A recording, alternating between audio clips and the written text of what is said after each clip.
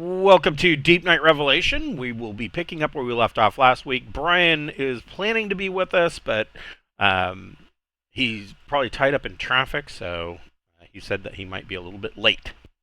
But where we left off, these guys have been down to Kroylos, or Kroyloss, and they have explored the wreckage of the downed ancient ship that the droid went to or came here to Terminus Point to destroy the entity. And they found out that the droid thought that they had destroyed the entity on Kroylos, and they thought that they had won. If they were infected and they weren't going to be able to go any further, and so they chose to commit suicide. The captain vaporized them with a disintegrator, and then turned it on himself. And they thought that they had won. They thought that they had destroyed the entity, but the entity has crawled back. Although much of the case, these guys are noticing. So they also know that the droid introduced the counter agent to Kroylos the same way that they did way back on Alpha, and it didn't take as well as it did previously, and one of those reasons is that the planet is in a very elliptical orbit, and so as it goes out further, it cools for a long time, and then it gets very very close, and there's tectonic movement, and then it moves back out and it gets really cold. And this has kind of put a damper on both the counteragent and the entity. But the counteragent is having some effect because the growth that these guys have run into is all very sickly looking. There's not a whole lot of life, but the life that they have run into, native life forms to Kroylos, have all the ones that they've found have been infected and turned into shamblers, and they didn't appear to be all that dangerous even before they were infected. They're squat, low to the ground. They haven't seen a whole lot in the way of insects, although there are insects, but not a whole lot of higher life forms. And so the plant growth that they've found, or at least the growth coming from the entity, all seems to be quite sickly, and this can probably be attributed to the fact that one, Kroylos isn't very nutrient rich, and two, that there is a counteragent there. But the entity has still managed to survive. And so the travelers are now going to go to this underground cavern at the center of this impact crater, and their goal is that they are going to go into the lair of the entity and place a 1 kiloton backpack nuke and be done with it, and then move on. So this is where you guys kind of your ship is somewhere off the edge of the map, somewhere down in this direction. You guys have kind of hiked, and there is, I wouldn't necessarily say it is an obvious path, but there is a kind of there's kind of a path that leads up to where this entrance is. You guys, let's see, how far is this? I know you guys have enhanced vision, or at least one of you does. Infrared and telescopic. Yeah, this is only 61 meters. I would think that with your telescopic vision, you would be able to eyeball this overgrown entrance towards the top, and this is all kind of uphill. It's not a terrible climb though. So as I described last week, with this crater, in fact, even the artwork that they show isn't really indicative of what they describe. So if you've ever seen an impact crater, or and you could, anybody who's ever thrown dirt clods in there. A kid can see this. If you throw it really hard at the ground, it will leave a little mound in the impact spot, and then there will be a big ring around it where the rest of it blew out. And that's kind of what happened here. It something crashed here, probably a meteorite or whatever. It could have been the meteor that actually had the infection on it, and it created this impact crater. And in the center of this impact crater is a very small island mound. Can't I mean, it's not really a mountain. This picture here shows it a lot steeper than really the text description is. So it's not a difficult climb to get up here, but it is overgrown in a lot of cases with obvious tendrils. In other cases, just sickly looking vegetation. Your immediate guess, looking at the vegetation, the native flora. Your guess is that it's sickly because the entity is feeding off of it. But if this entity is as strong or as large as the Droin described it to be, it may be smart enough to realize that it can't just devour everything all at once, because that would mean it would have nothing left to eat and it would die back. So there may be some conscious effort here by the entity to ration its food supply so that it doesn't die off. But in fact, let me do this real quick.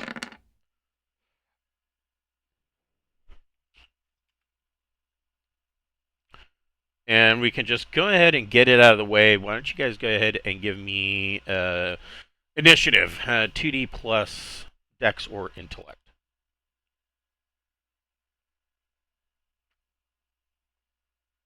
I ain't even done nothing yet. Right. Well, this will also kind of tell us when you get to move and things like that. Nice. Well, I guess you guys have it doesn't matter. Sarda, you can move however many minor actions worth you want, anywhere from 6 to 18 meters.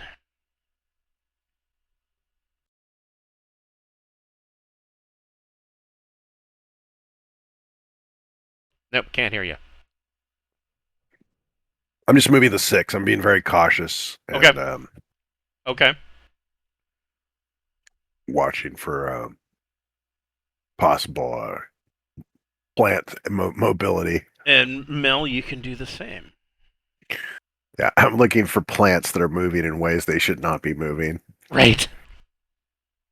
I don't know. Maybe if he's isolated by himself out there, it'll draw them out. That seems the safest play. Oh, Brian's on his way.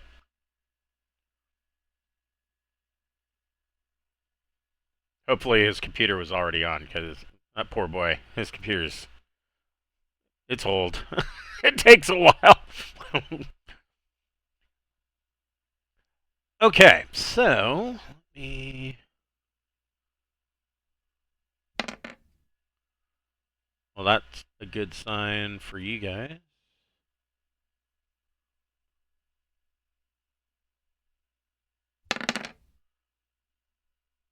Okay.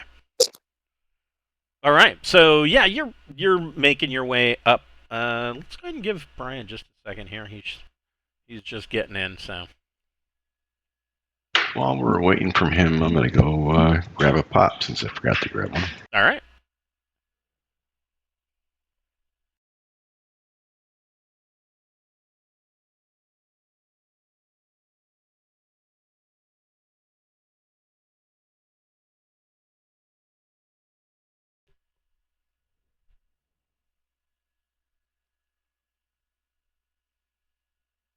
Yeah, I had the fun time today of reinstalling Linux Mint on my on my mini PC in the game room. I had the previous version, and I kept trying to do the automatic update, and it would not do it. And so I was looking up, fixes for this. They kept saying that to make sure I was connected to the internet. I'm like, well, obviously I was connected to the internet because you were able to download the files. So, and evidently a lot of people are having this problem. And then somebody they're like, oh well, if you're using the experimental Wayland desktop environment, then that's got problems. I'm like, nope, not doing that. And then somebody else was like, oh well, you should you should change your resources and make sure that you're using the default resources. And I'm like, okay, how do I do that? So I look it up. Oh, okay, I just go into the software resources tool. No, that tool didn't work either. I was like, you know what? There's not anything on here that can't be backed up. It's already on a separate drive. I'm going to unplug that other drive, and I'm just going to flatline it and reinstall. Took all of about an hour.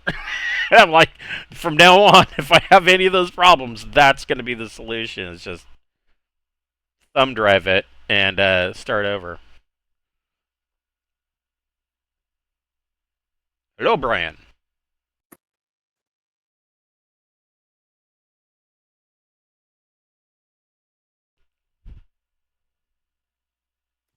How y'all doing? Doing good. Brian, go ahead and give me an initiative. How dare you? They haven't run into anything yet. They're just hiking up this hilltop to get to said cave.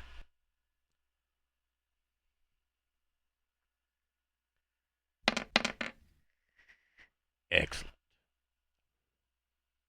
All right.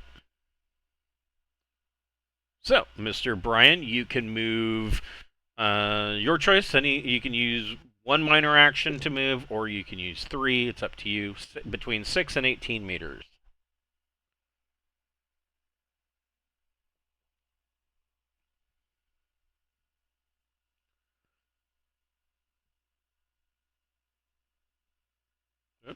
I think I'll go there.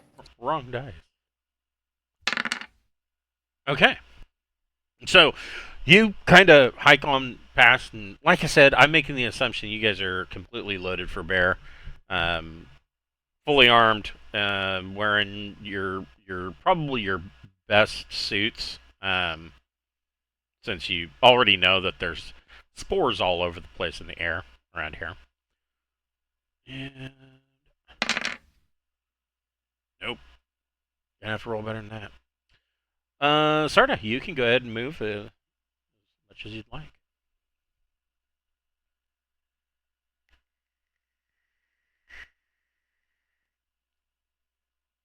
Just continuing to move very cautiously. Okay. So, Sarda, you step up here, and you can make a athletics dex check, or just 2d plus your dex modifier, your choice.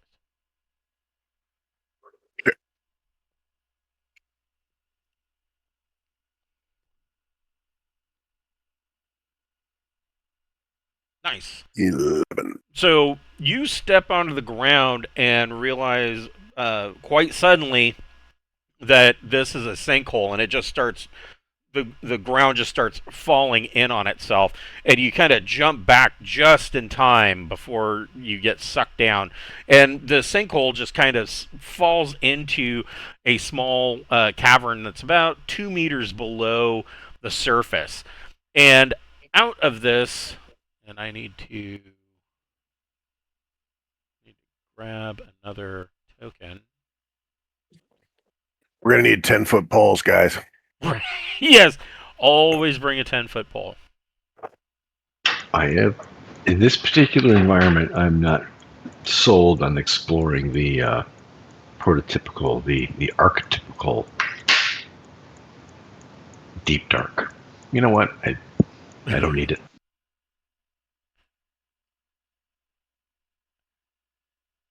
And out of that hole is a bunch of tendrils come out and attempt to basically As soon as that sinkhole comes in, these tentacles start moving and are trying to grab onto you, but you jumped out of the way.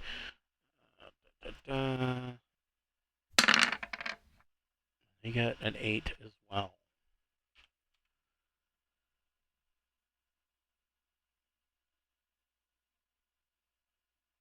So you still have significant action if you'd like.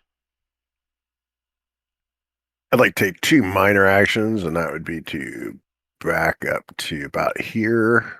Sure. And then aim at it with.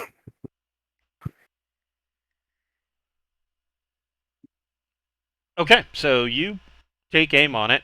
Mel, you of course see this. What are you doing?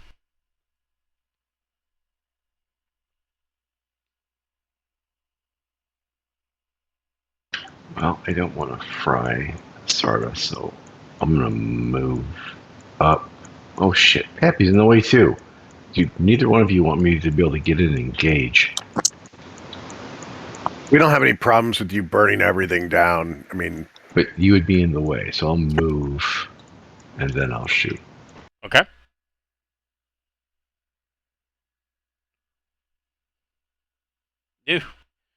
Well, it does have.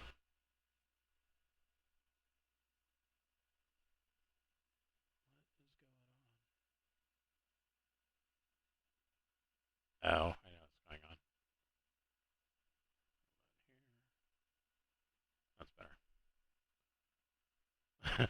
So I usually collapse the side panel all the way to the right, but now that we have a compendium, that gives an extra icon, so then it was hiding my search bar. There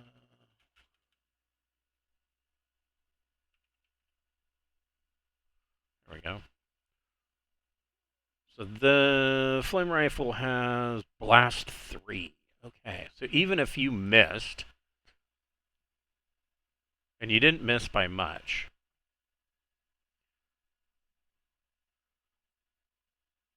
Yeah, I'm going to give it to you. Go ahead and roll your damage.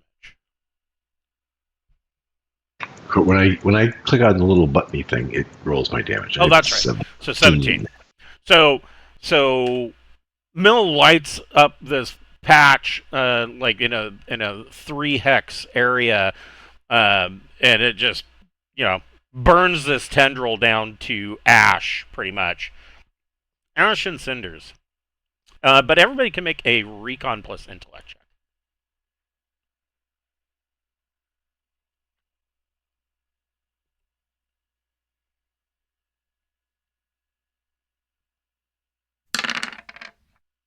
Nice.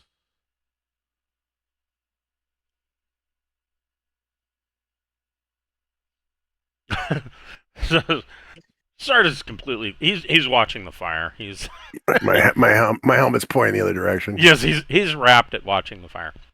But Pappy and Mel, you notice that in some of these areas of foliage, and in other cases, like just beneath the ground, you see the dirt kind of moving, and it kind of comes up, and there are some of these shamblers. How can I do this easily? I can do it like that.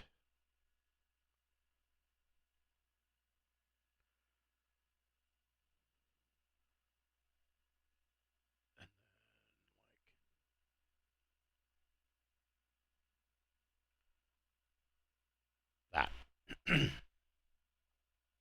And so these shamblers start coming up from beneath the ground, or out, laying there in the foliage, kind of hiding. Because until you guys showed up, they didn't have a whole lot to do other than scout out possibly new food sources for the entity. And so now they have something to do. So,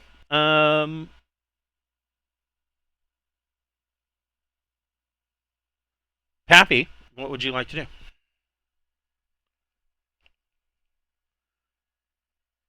Something popped up over to the right, right? And to the Yep. They're kind of flanking you.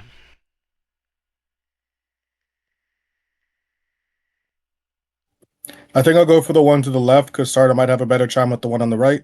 Sure. But I got a bush in between me and it. How tall is this bush?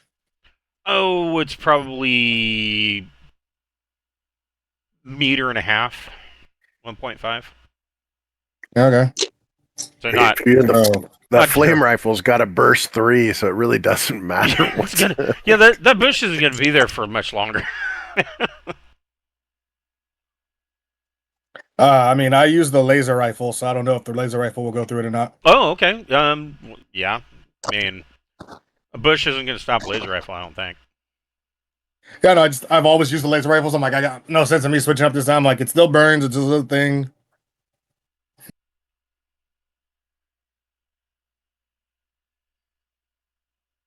Yeah, go ahead and give me a gun combat energy plus dex. And you haven't moved yet, so if you want to use your minor action to aim, you can get a +1 on that.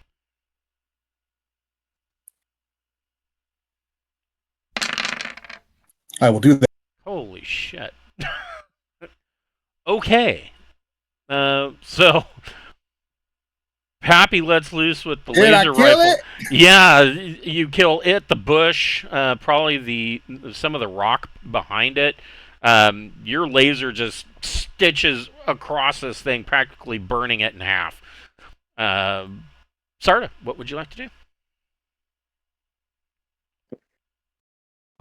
Where the tendril went down in the hole? Is that what happened to that? Yes. Yeah, it's All it's burned to cinders. Just making sure. Okay, what's my range on this?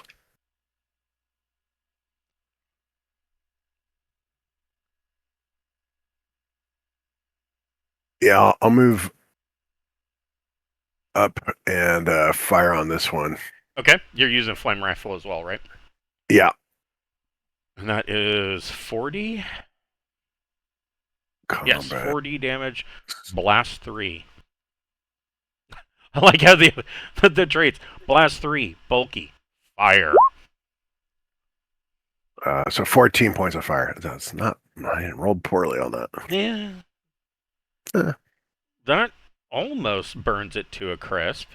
So it takes, the area, 3 hex area just lights on fire, and it's still kind of stumbling around. It's on fire. It's very badly burned, but it is still stumbling around. Mel.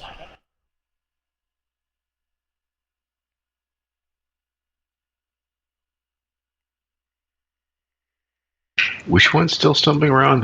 This one right here? This one. Okay.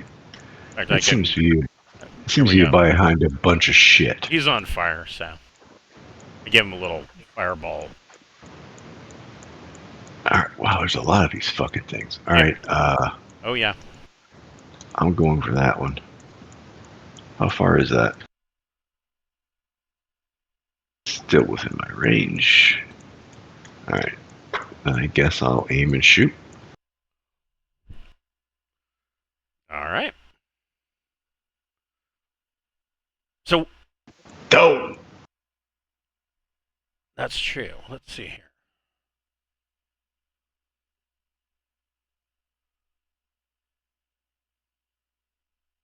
So even there, you would do 3 meters of blast damage. 3, 2, or 1, 2, 3. Yeah, you would still get it. And so this one ends up going down, as does most of this. Pretty much this area goes down. It's all on fire. The Shamblers. Oh, man.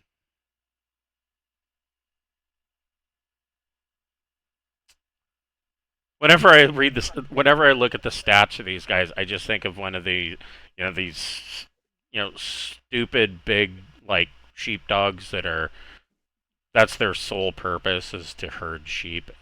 You try to do anything else with them, they just look like they're galumphing everywhere.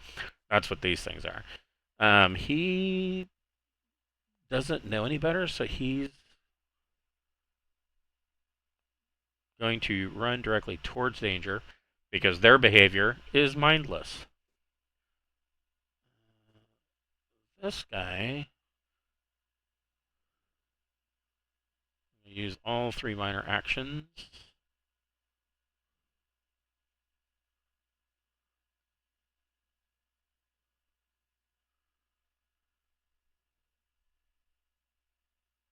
They're going to stay there. So they're clearly advancing on you, but that's as far as they can galumph to get to you. So for you guys, these are what these things look like, with their whole 3 meters of movement for speed. That thing looks terrifying. Yeah, it looks worse than it really is, because if you note, it has no skills. So this kick or bite that it does, it's automatically off the top at a -3. So there's that. It doesn't even have melee natural. They're the whole mindless trait. These things there's not a whole lot of these things. You haven't seen any that aren't infected, right? So the population of these things either have most of them been turned over to shamblers, or there's just so few of them that the entity is basically bringing them to the brink of extinction. And so you haven't seen anything that isn't a shambler. I mean, who knows? If they're this bad as shamblers, I mean, I don't think that they would be too much worse as an as a normal creature. But who knows what their skills would be then? That's outside the purview of the game. we could debate philosophically on what they'd be like, but Pappy, what would you like to do? Kill it.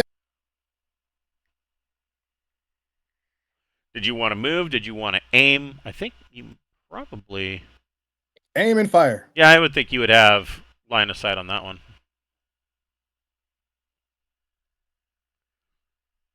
And aiming gives you a +1.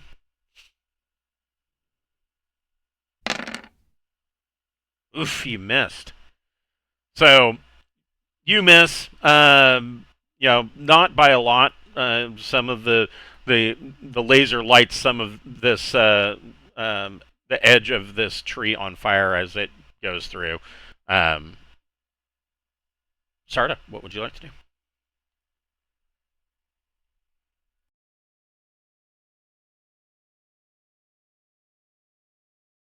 How feasible is it to fire the flame rifle through this bush? I would think it's probably the flame rifle would probably burn the bush, but it wouldn't get all the way through it from where you're at. Gotcha, no problem. All right, I'll move. So let's see. I'm just gonna move to here. I'm just firing this thing at basically at this hex. It's burst 3, right? Right. So yeah, that should do it. Or blast 3. Oof, I missed somehow. So. Landed on the backside of this. Yeah, roll a d6. We use grenade rules. I use a d6, huh? We use a d8 because the hex. Oh, I guess the hex makes sense. A 3. So that means you actually hit here, and with blast 3, that's still going to hit it. For 10. So it is on fire, as is this entire 3-hex area, but it is still stumbling around. Mel. Yeah.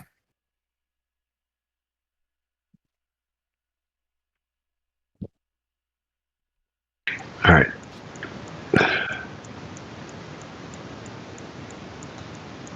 I go with that one. The other one's closer, I know, but I have 2 guys on my flank to take care of it. That's true. And he's within range. That doesn't really matter. Missed. Yes, you did. But go ahead and roll a d6. You didn't miss that bad. 6. So it would hit up here, and that would still light up that entire area. He's going to take 10.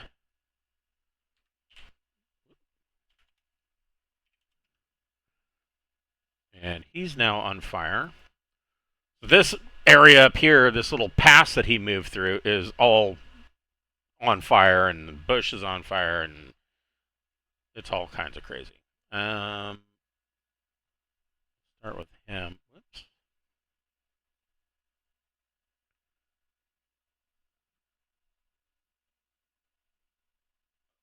He glumps right up into melee range with Mel. This one is going to glump itself up right into melee range with both Sarda and Pappy. Hmm.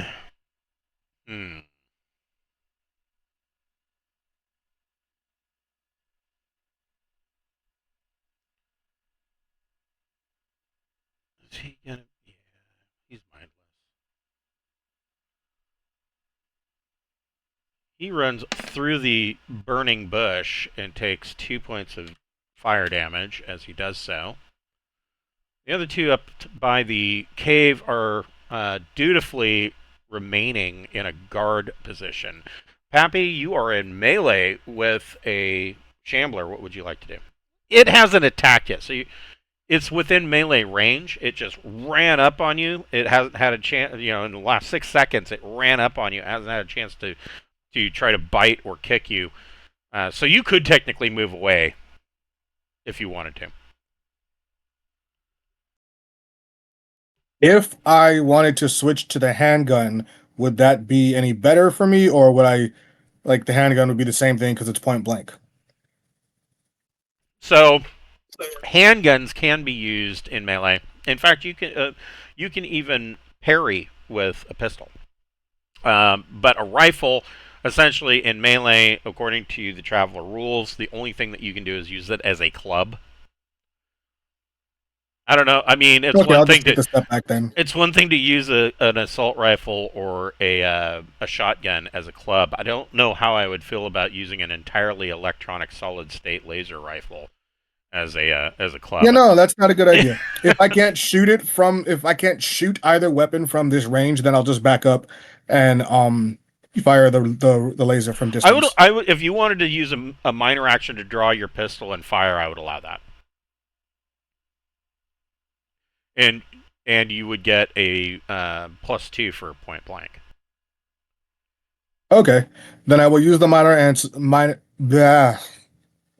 action to let the sling catch the rifle and pull the sidearm and fire at point blank.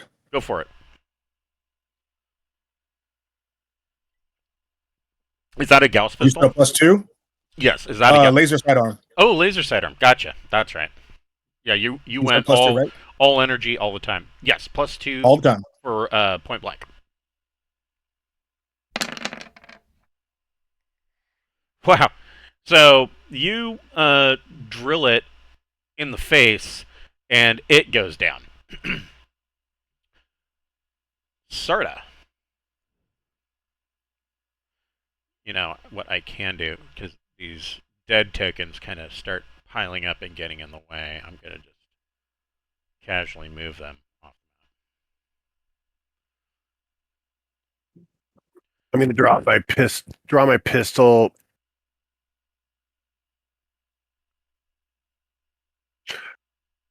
Screw it. I'm just going to is this section on fire over here? Okay. Kind of like Cool. that. Got it. Yep.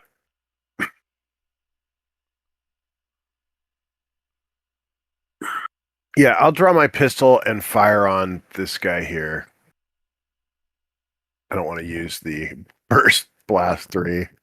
Okay. So Gauss pistol.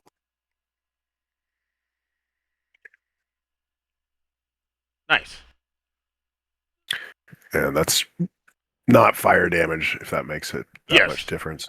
No, that's fine with 9. He goes down into a burning, smoldering heap. Mel, what would you like to do? I'm gonna continue to light this guy up here. Or Since fire. The one who was conveniently in front of me is now dead. That makes it easier. Yes, it does. Come on. Well, that's still a hit for 12. This guy is not having a good day. And he is now on fire. He's going to continue to galumph with his terrible, terrible injuries into melee range. But that's all of his minor actions. Pappy, what would you like to do?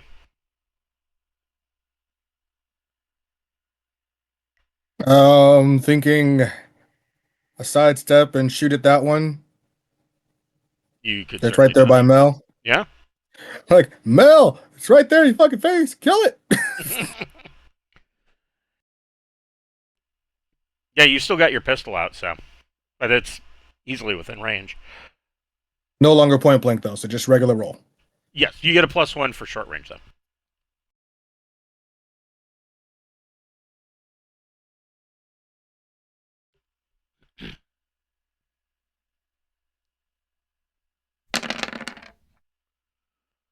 Yikes. So there's a bright flash from over Mel's left shoulder as Pappy's laser drills through this shambler, and it drops to the ground dead. Sarda, what would you like to do? You can. There's no more that are advancing on you. You can see up here that there are two that are just kind of positioned in like a combat crouch, and you can make a recon plus intellect check. Sure.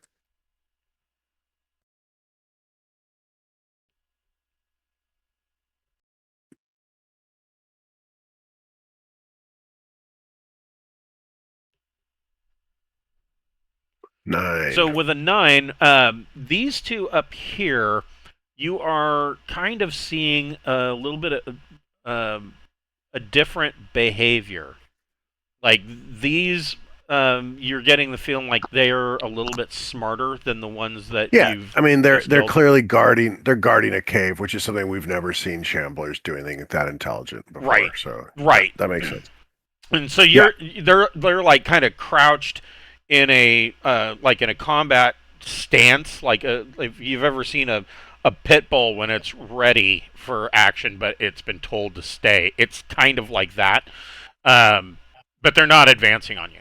So, All right. Well, I'm gonna holster the pistol as one action, and I'll start moving up.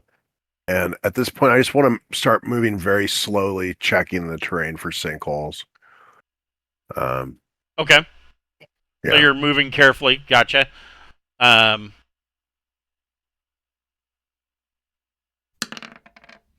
sinkholes. All right. Mel.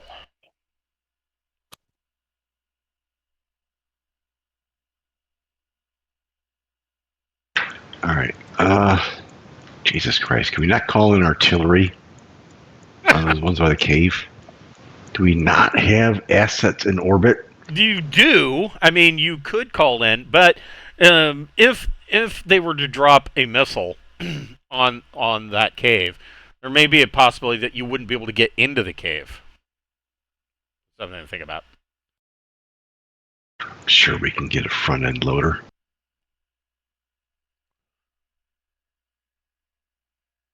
No, okay. They seem to be not moving.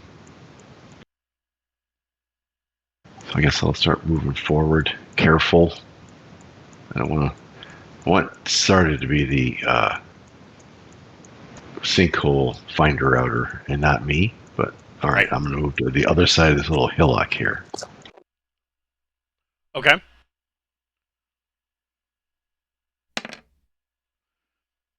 And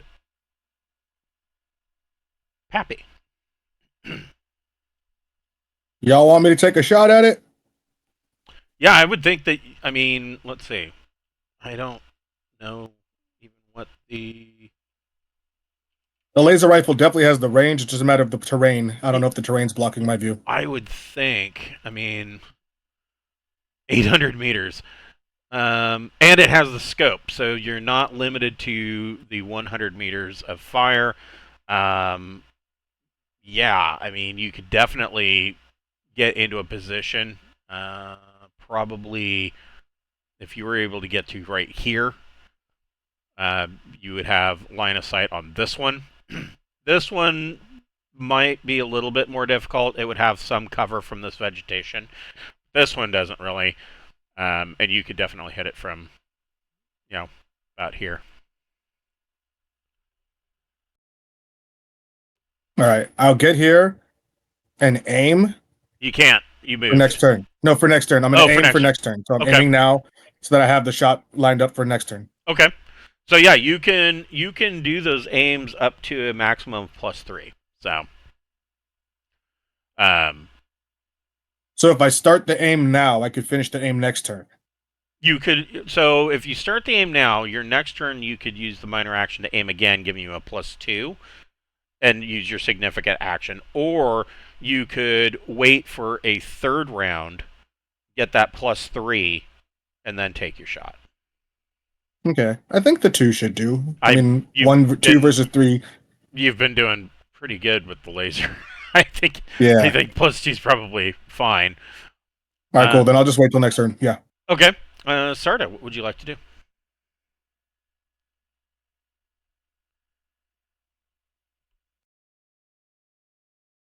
Can't hear you. Sorry. So I'll follow behind Pappy, assuming that he didn't set off any booby traps going that route. He did not. And then I'll start slowly moving forward, probing the area.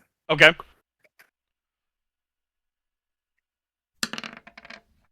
You found a soft spot, but you're kind of probing the area in front of you, and you didn't blunder into it. So you find a spot that is potentially a. Okay. You blue. Just If I've got enough actions, I want to basically try to cause it to sort of sink in, so with like the butt of the rifle sort of push on the ground. Okay.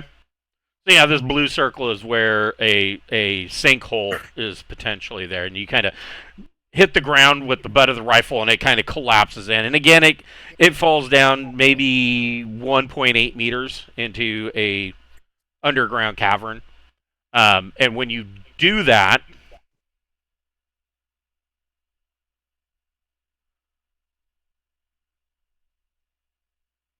a bunch of tentacles come up out of the sinkhole. Yeah, so I was there when that happened. They get an 8. I think they got an 8 last. Okay, Mel. So you see Sarda hit the ground, and it kind of caves in, and these tendrils come bursting out, kind of flailing around. What would you like to do?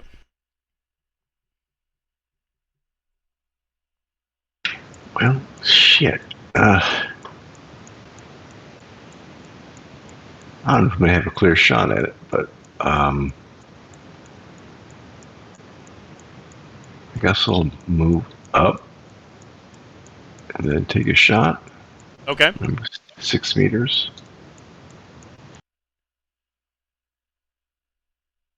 Yeah, you could definitely. I mean, I don't know how Sarda feels about you taking a shot with the flame rifle. Danger close. Right. Didn't think about it, but I've already rolled, so my apologies.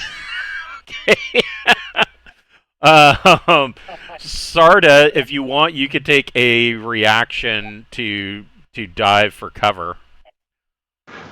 Tuck and roll. Tuck and roll. I don't know that I could even dive for cover 3 hexes. I would give it to you, because I mean, if you look at it, he only got a 9. So what is your dexterity, or is it your dex? Yeah, it's dex bonus, which is +1. So So it'd still be an 8. do you have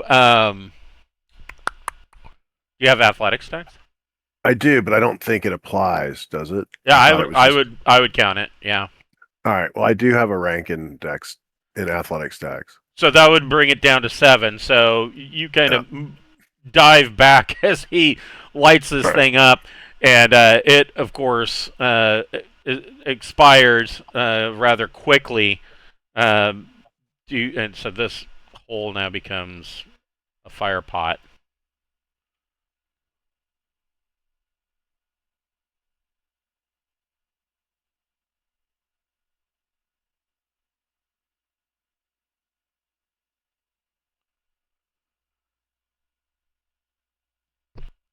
All right, so shamblers aren't doing anything. Pappy, what are you doing? All right, I'm going to take that action to aim, Okay. and then I'll roll with the +2. I guess I'd have to holster the the handgun first, right? You would, which wouldn't give you that. You would only have a +1 to your aim then, because aiming takes a minor action.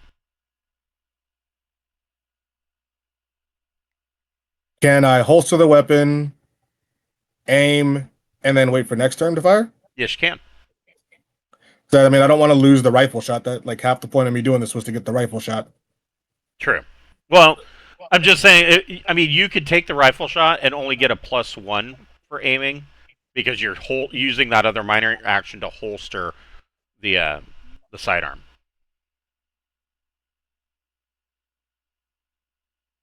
Okay, I guess. Yeah. +1 should be fine. Yeah, guys? Yeah. Like I said, you've done well. Of course, if I say that too many times, then it's going to jinx you.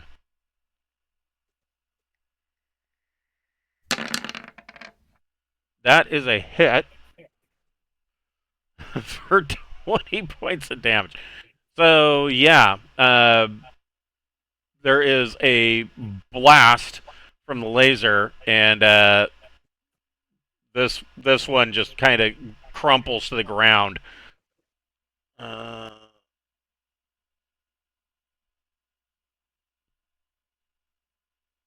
That was the whole reason I chose this gun was because I had the stupid range on it. Right. Yeah, their laser weapons are just crazy. Your rainbow laser.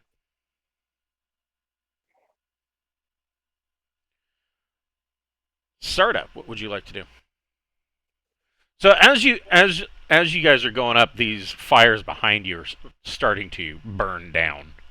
That's why I'm removing them. Yeah, no worries.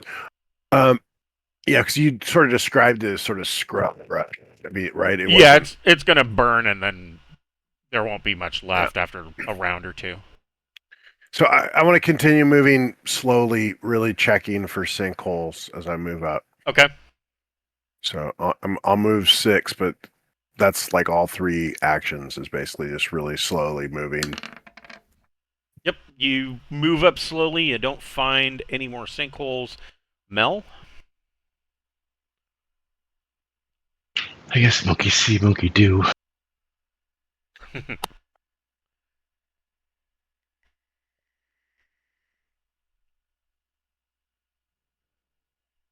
Okay. Mel, you find a sinkhole, but you don't fall into it because you're searching.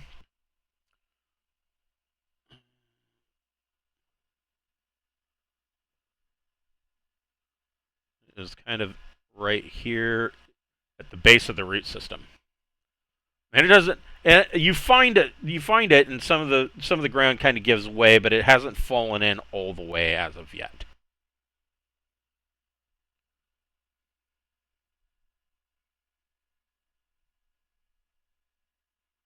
Do you want to cause it to collapse or move around it?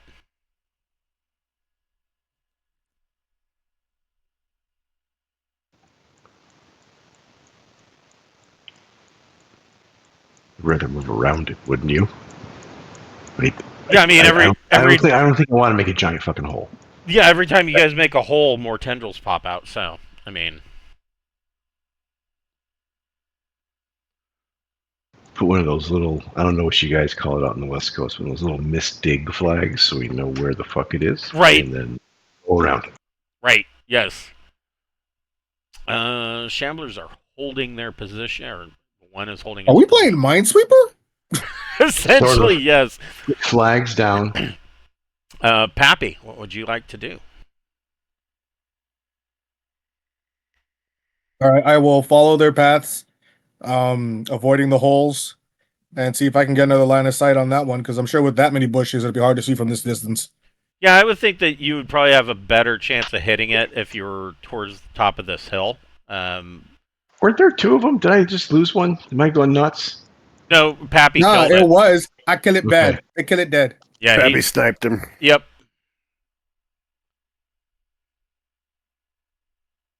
To clarify on the moving, One minor action for 6 meters, or 3 minor actions for up to 18. and that straight path ahead of me is like you did the straight path, so I can walk behind that path, right? Yes.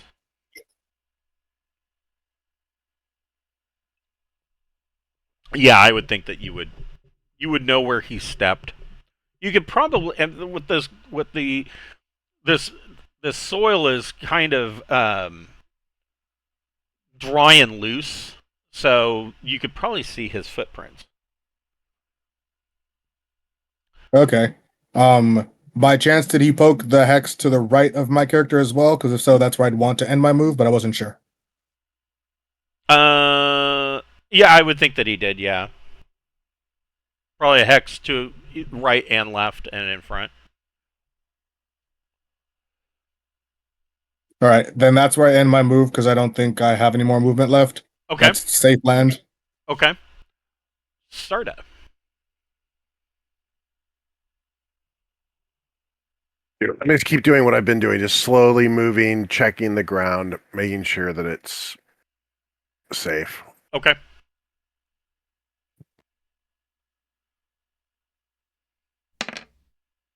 You find no sinkholes, All right. but Find a wallet. I rolled a 6. and it's still got money in it. All right. Soviet Russia, sinkhole find you. Got a blockbuster card. Coming up out of a sinkhole over here is a hiding shambler. And it just kind of claws its way up as you make your way up this path, kind of Sure. trying to cut you guys off or split your group.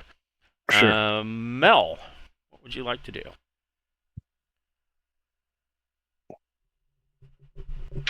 I seem to be taking the scenic route around, so I'm going to start heading towards Pappy slowly.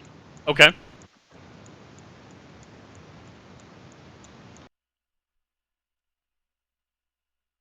Okay.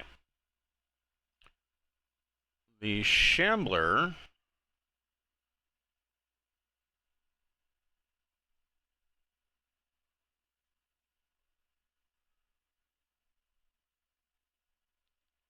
charges out and is running towards Sarda.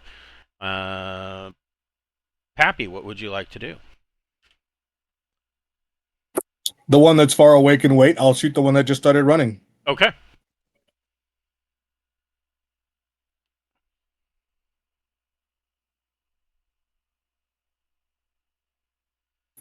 Or I can just be like, Sarda, shoot the thing running for you, and continue my sniping. I don't know. Shit. So I'm like, there's two of them that can both shoot at it while I get into my sniping position. That's true. But at the same time, and they both have weapons that have room for error if they miss. If I miss, it's gonna keep going. That's true too. I think I will notify them both that there's a thing coming and try and move up on this hill without falling into a sinkhole, hopefully. Okay. Well, unlikely to be a sinkhole there because it is a hill. So I suppose, like in the case of sand dunes and whatnot, that's not always the case. But so yeah, you move up onto the hill. You now have line of sight, better line of sight on this one. That would grant him. He's still gonna have a little bit of cover. Where's my cover? I'll aim. My cover bonus. So he'll get +2. Vegetation gives him a +2 bonus, protection bonus. Not not that spectacular, especially with the way that your laser rifle does damage. Sarda. All right, well, So I'm going to aim anyway just to give myself that little extra. Okay, so you get up on the top of the hill and kind of crouch and aim. Sarda, you got this shambler that is charging towards you. Gonna shoot at it. All right. You're using a flame rifle, right? Yeah. I was trying to remember if you'd holstered your pistol or not. Yeah, I holstered the pistol before. I took an action to holster the pistol before moving. Gotcha. But yeah, I'd. Where the heck is it? There we go. Yeah. So I got that email today that Mongoose gifted us the core rulebook update and Traveler Companion for Roll20, and I was like, Right. that's great. I wish you guys would like gift us new character sheets. Yeah, really. Because I'm like totally jealous. Because like the paranoia. So I ran a paranoia game, a one-off on Roll20, and when you open up the character sheets for paranoia, they look exactly the same as the photocopied sheet does out of the back of the book. Like they're exactly the same. I'm like, I want that for Traveler. That would be fantastic if it was exactly the same as the new second edition character sheets. And instead, we have this other thing. It looks like something my buddy would have done in like Excel. Like back in the late 90s, like, oh, and there's this other one where you can have drop down menus and stuff, and you can make your own starship, and it does the calculations for you. He was like a total Excel nerd. All right, so yes, you hit this guy for 17, and that kind of ruins his day.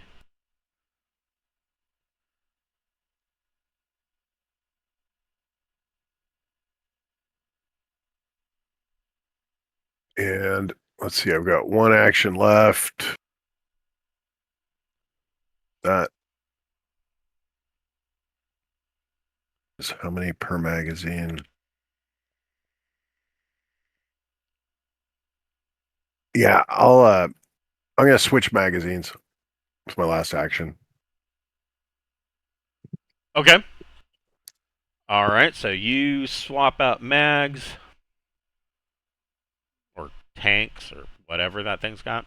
It looks like a big bug sprayer or like a lawn a sprayer. Mel, what would you like to do?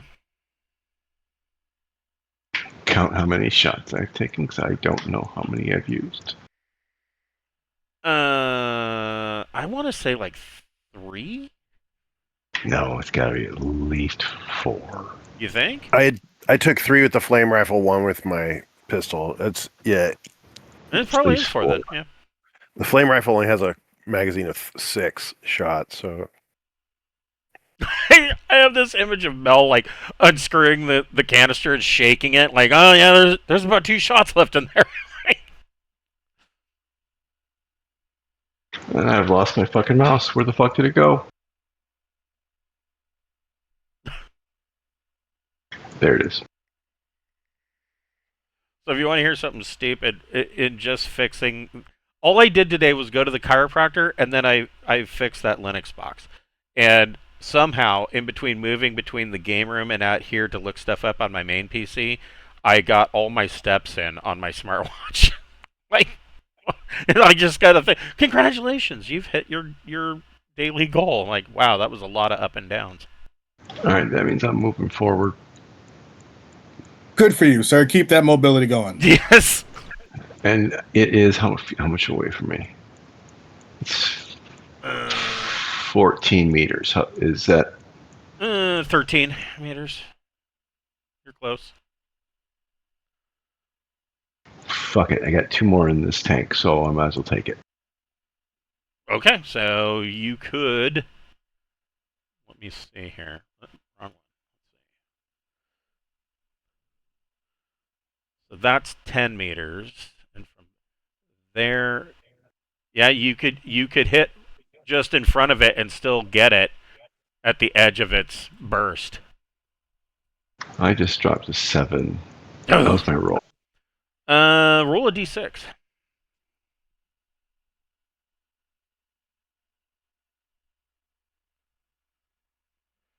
A 1.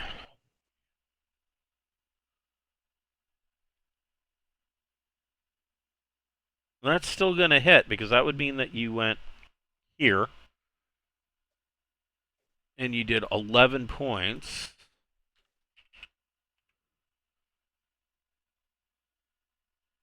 And that's enough damage. It is on fire.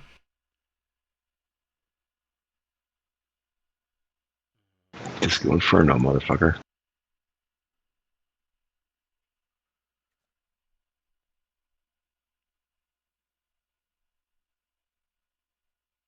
Did you have any movement left, or? No, not if I was being careful. Okay. And so it, on its turn, it runs back into the cave. Which is presumably now well lit. Yes, you're going to be able to see in there because this thing's on fire. In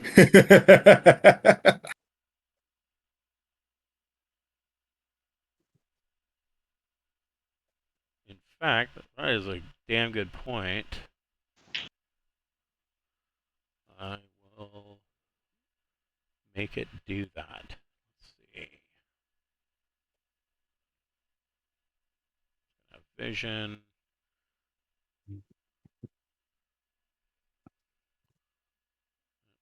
Give bright light in a 10-meter radius.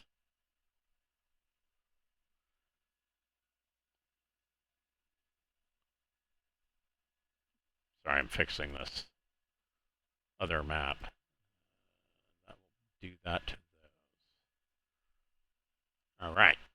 Alright.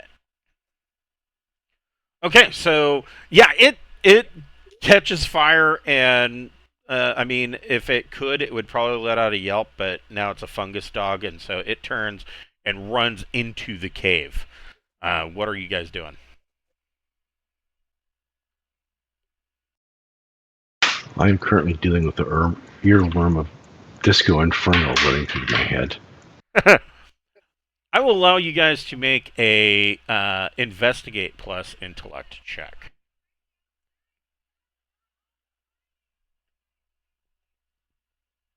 We'll go ahead and speed this along.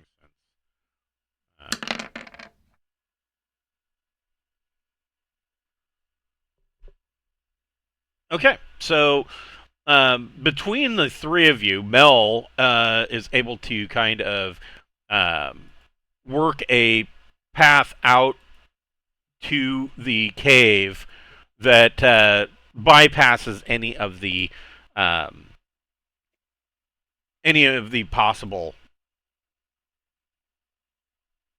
sinkholes, and you're at the mouth of the cave. You can see that there is like a light from inside the cave, or a dim light, and obviously flame that is kind of gradually going out. And of course, there's a smell of like burning flesh and burning fungal. Well, you wouldn't smell it because you're wearing vac suits, so never mind. What are you guys making any preparations before you go in, or just heading in? Well, Our suits have some kind of flashlight on them, yeah? Yes. It's not too unfair to retcon that we've all injected ourselves with the serum, right? Yeah, To get yes, the yeah. Okay. yes, you did. Okay. And All right. All right. it will be good. All right. It's Holton unrolled. There we go. It's good for 9 hours. Now you did Yeah. that Yeah. before you even landed to check out the wreck. I would say it's probably good for another 6. Yeah. All right. Well, I'll just make sure we've got lights are working, cameras are working. And, Well, I'm going to pose a question, everybody. Are we going into this cave just because they were guarding it? There's no other reason for us to check this cave out. Well, Sarda found when he read the glyphs on the wall that the captain of the Treskvus had scrawled on the wall, that they had gone into this cave, and the droid thought that they had killed it. And so he knew that this cave leads to the entity's lair. So we're replaying the scene in The Edge of Tomorrow where it was all a fake memory and it's actually like 1,000 miles away and under Versailles. Is that what we're saying? we're gonna set a nuke and go. Bonus points for using Edge of Tomorrow. It's a banger of a film. It is actually a pretty good movie, yeah. 100% agree. Even the source material is great too. I love them both.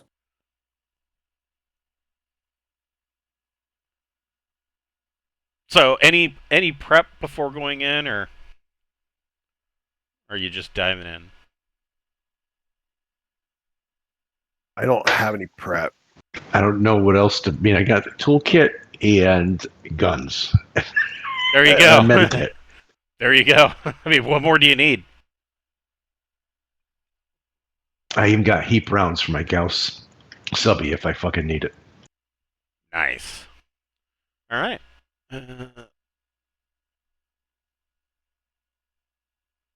Now, if I remember, yes. So I did lighting. You on know, this when map. when the DM asks you what prep are you doing, he asks twice. We're clearly fucking not thinking of something. No, I just wanted to make sure. You know, you never know. Are you sure you Are want you to? Oh no, I Sure. totally agree with you. I was like, I don't know what prep we could do is the problem.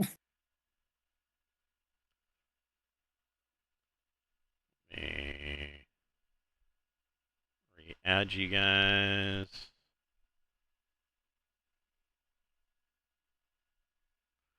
So you get into this into this cave, and you can you immediately, the first thing that you see is this burning shambler that is it's been long enough that it's still smoking, but the actual outright fire on it has gone out, and you can see that it is kind of standing in the towards the middle of this passage, and there are tendrils that are coming out of the walls here and here, and you can see that there's like strange fungal growth on the walls, and this cave. Your immediate thought is this is exactly where I don't want to be, but here you are. Everybody, go ahead and give me a initiative check. We should have torches. Torchbearers and henchmen. Come on. Character sheet wouldn't open.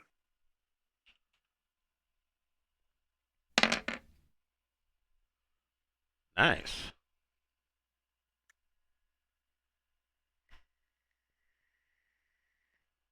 Very nice. All right, Pappy. You see your the clear target here. 3 of them, really. What would you like to do?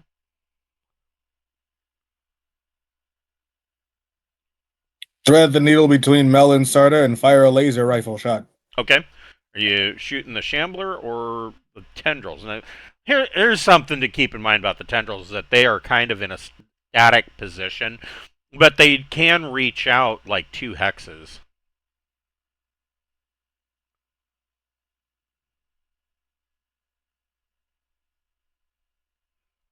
I got just the tiny line of sight between the two if I can hit that shambler. Okay. I measured it. It's there. It exists. You'll feel some heat, guys, but you won't get hurt, provided I don't miss. Shit. I didn't think about that missing part.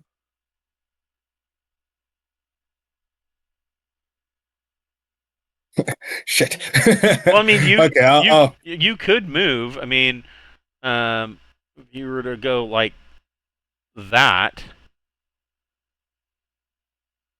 that would be 3 meters, putting you in this hex right here, and you'd have clear line of sight. You wouldn't be able to aim, but you could move. I'll do that.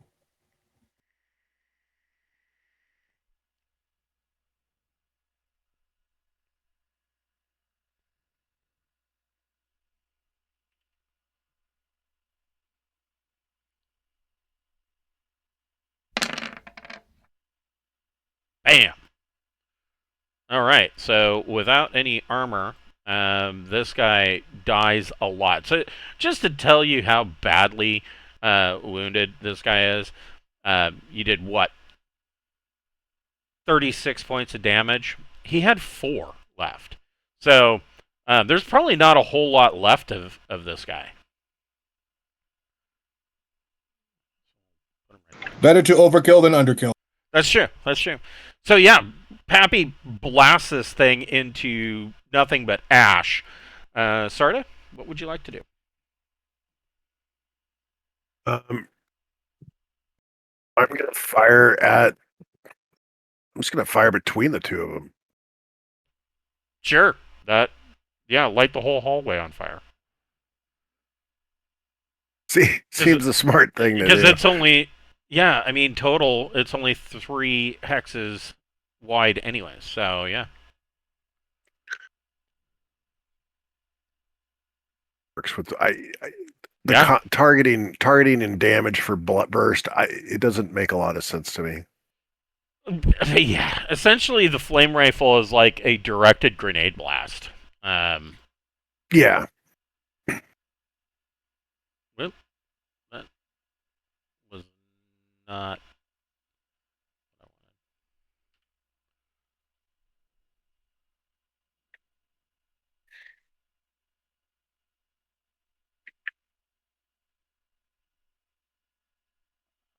What is going on? Anyways, so 16. Yeah, you burn both of these tendrils out. This area, of course, now is on fire. There we go.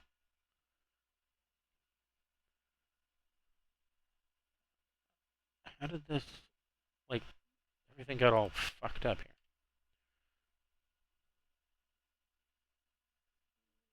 There we go, I guess. So that whole area is now on fire. But I mean, I don't know that really matters much because I mean, I mean, other than Sarda, Pappy and Mel are in hostile environment suits, right? I don't know that fire's really going to bother you too much. So, what would you guys like to do?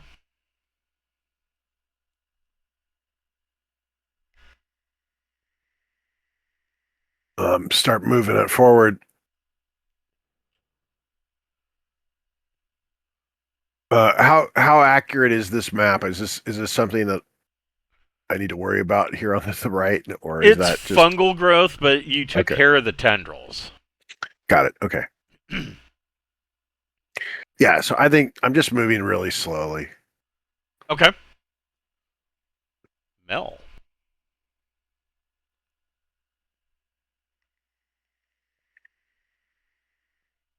I'm gonna move up. Try to keep even. That's like 2 moves.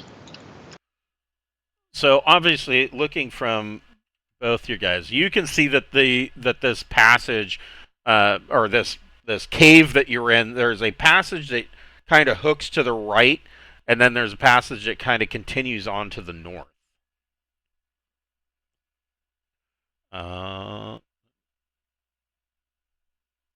Pappy.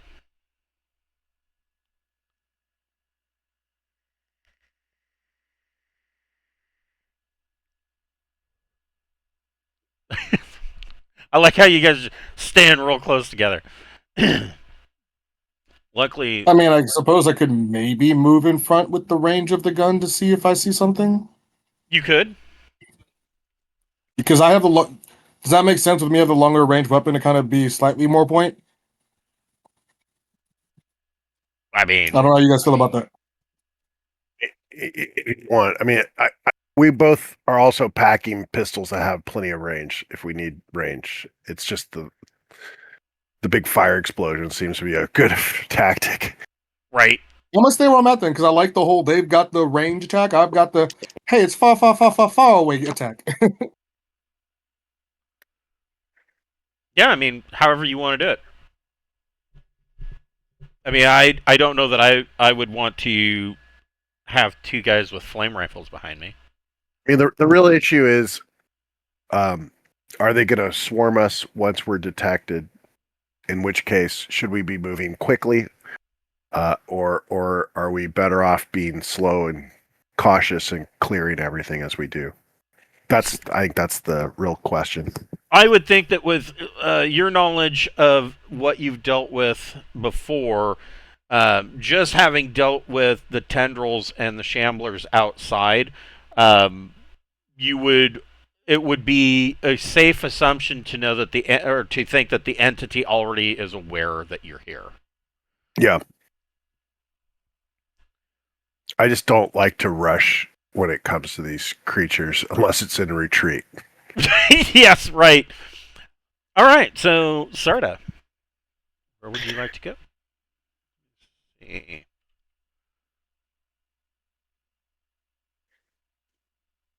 I'm not sure which direction we should.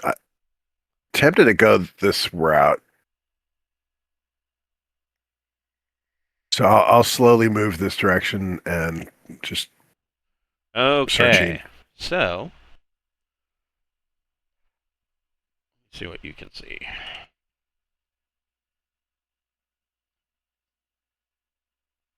Yep, just switch to the right layer.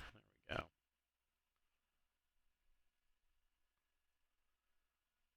we go. So there are tendrils and shamblers. Found something. Throw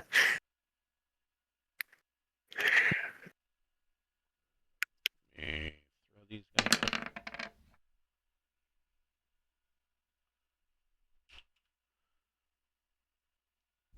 And you guys can give me a new initiative roll.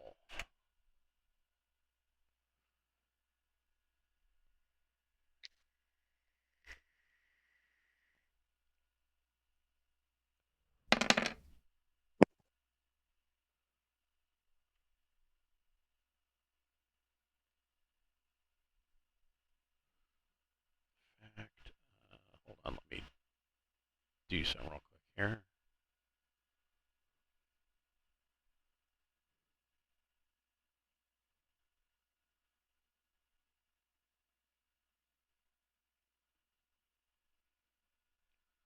Okay.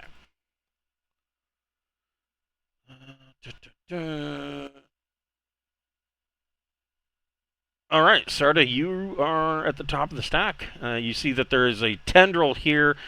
It can reach out to about here to attack, okay. but you're just out of range of it. But you do see that there's a couple of shamblers in there and more tendrils. And so I'm going to fire the flame rifle, this one back here. Okay. And hopefully that'll get the other two behind it in the blast.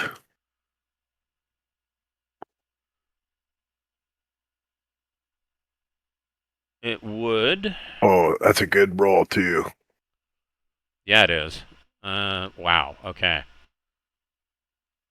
Wow. Yeah, that is really good. And then after shooting that, I'll just basically back up to here and say, got another tendril around the corner. Okay.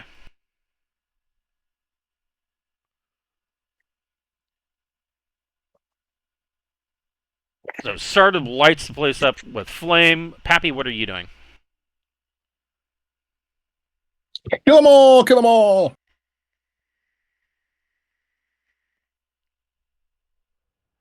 Actually, point of question. If I fire a laser, does it go through something into the thing behind it ever? Potentially. Like, if you have like a number of guys that are in a perfect line, and you do enough damage that you kill the first guy, and there's plenty left over, then there's a possibility that it can go through to the guy behind them. Especially with a laser. Okay, because, just a random mechanic question I was wondered. Yeah, okay. Especially with a laser, because it's not going to refract or bend off of anything that's inside the person that it's burning through. It's just going to go straight through and keep going. So. And he already shot at one of the tentacles of the Shambler, right? He already killed the Shambler? Yeah, you can see that there's light coming from back here. In fact, there were two Shamblers, a tendril back there that I think I took out all three. There you go. All right. I didn't see that earlier. Yeah, no, I dropped a light there. And so now, with a little bit more light, you should be able to see that there is a cluster back here. I think I have the right weapon for a cluster. So, a cluster kind of looks like this. And this is this would be considered a small cluster. Ran into a lot of these, like on well, Pappy didn't, but Sarda did. Ran into a lot of these when they explored Deepnight Endeavor, or when they ran into Deepnight Endeavor. There was a bunch of these that were in like the science lab and whatnot. And these, the more that they feed, the cluster grows. And this is basically the small cluster is kind of the start of the entity growing into more and more power, and as it gets larger, of course, it gains power.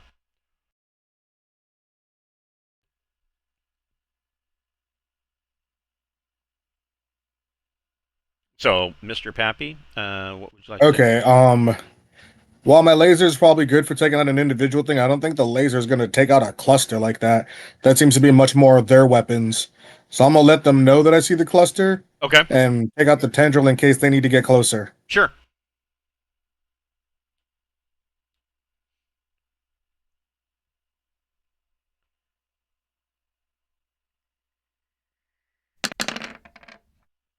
That definitely takes out the tendril.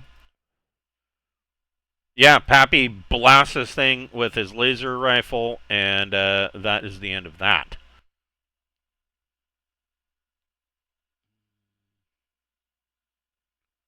Shamblers.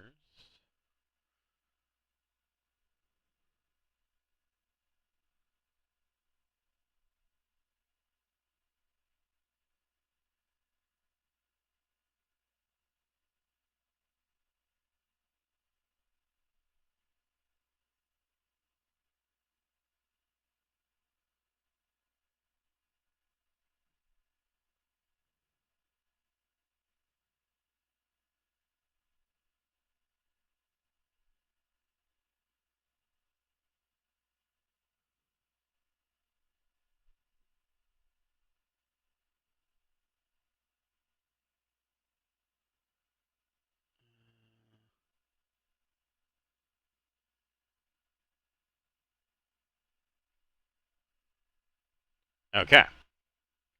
Mel, what would you like to do? Oh, I think I'm gonna have to move up and put her around in the big central mass there. All right.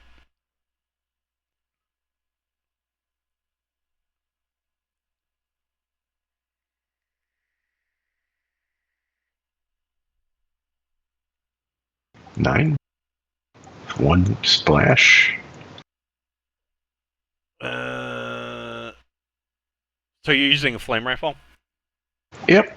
So 10 meters, this would be as far as it could go, which would mean that you wouldn't be able to reach it for damage.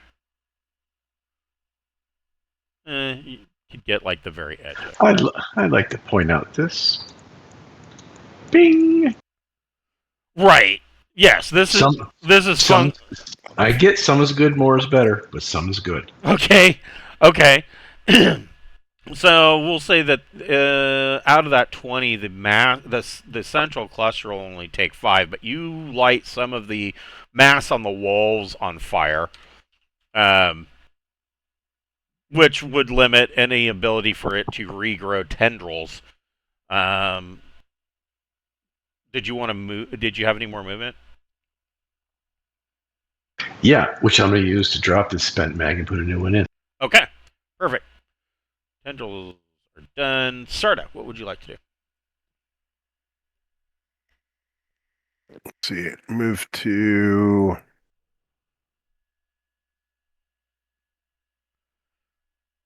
And actually, I can give you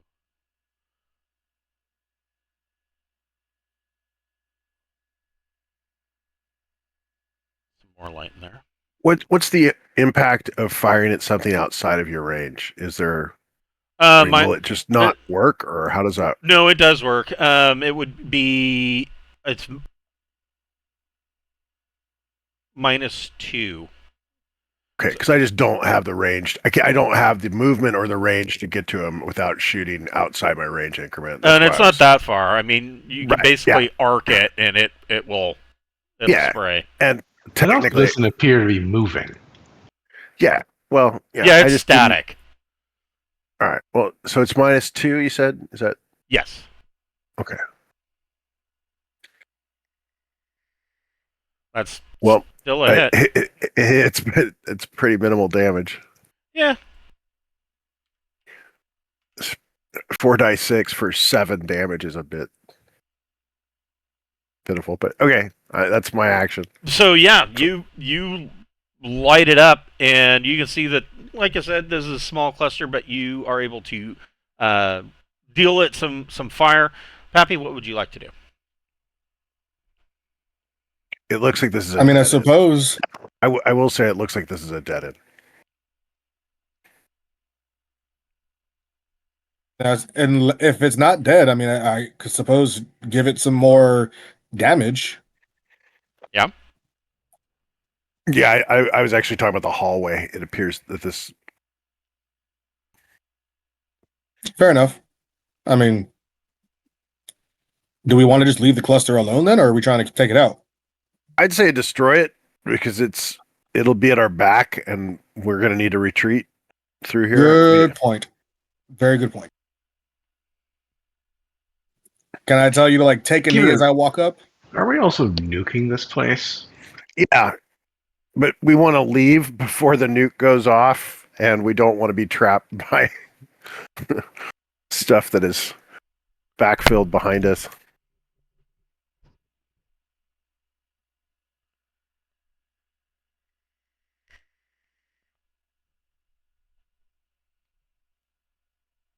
Can I tap him on the shoulder to let him know to take a knee or something? Sure.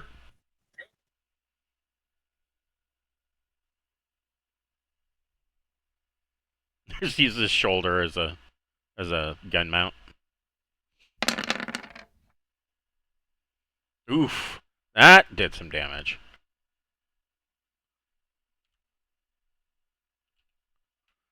So Pappy lights it up with his laser, and you can see the laser kind of burn through a whole bunch of these tubey stalks that are sticking out of it. And Sarda, make a roll telepathy plus psi.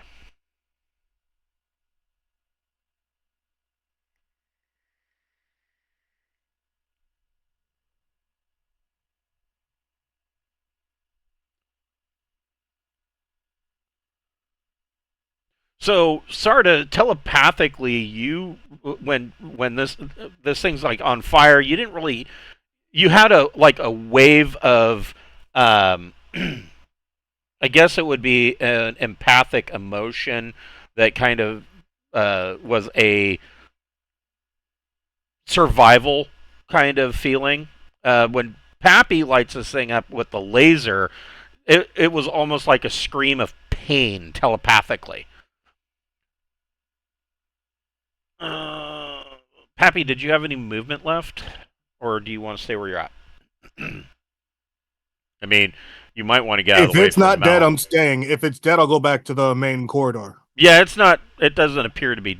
I mean, it's a lump of fungal matter. I mean, what's dead?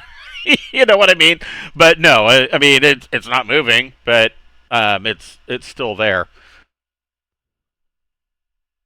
I mean, then this thing's probably not going to die, but it's going to have a bad experience. So I think I'll backtrack and let them hit it with something that'll probably stay on fire as opposed to just like a single hit.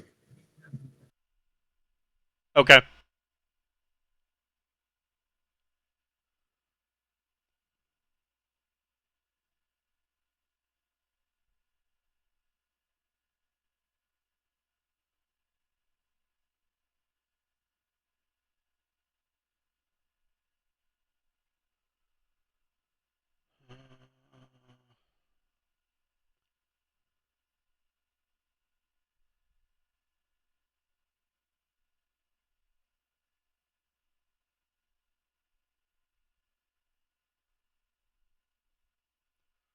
So, Pappy, you can see that there are some of these shamblers coming down from the north of you when you move back. Mel, what would you like to do?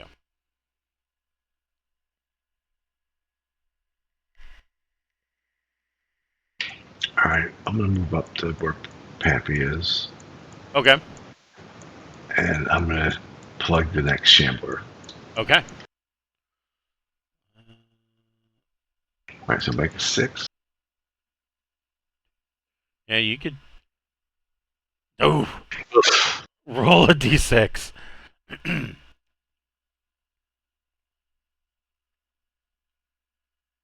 A 2. That puts it up here.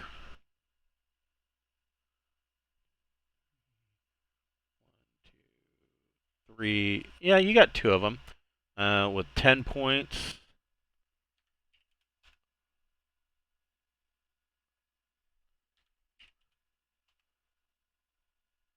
And they are both lit up.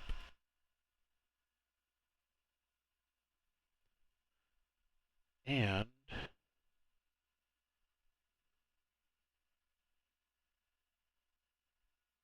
because they're lit up,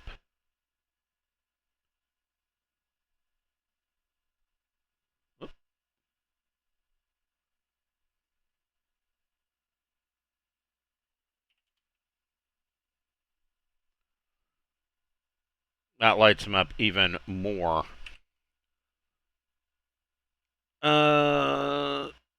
Did you have any movement left? Or anything else you want to do? Nope. Sarda, what are you doing?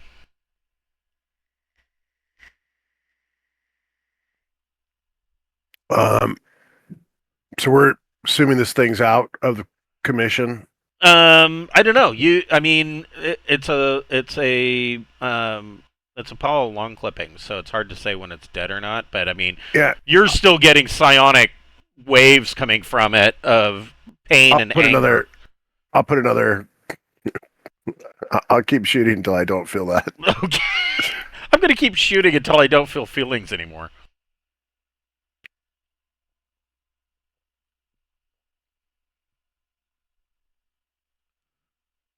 Nice. 14 for fire. I'm gonna call it on this. So it lets out one last psionic kind of scream, and then this whole thing kind of collapses into a smoldering ruin. And you're right. You can see that back here. It is just a mass that had grown into this dead end of a cavern. Yeah, it looks like a polyp. All right, Yeah. let's. I guess I'll move to here. Okay. Oh, great. Oh boy. Happy, what would you like to do? Kill it dead. Yeah, there's a lot of them. Kill them all dead. I'm so happy I moved right in front of you guys without knowing they were all there.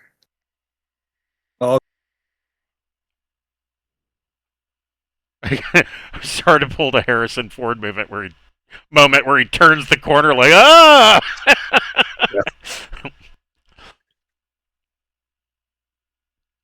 I guess.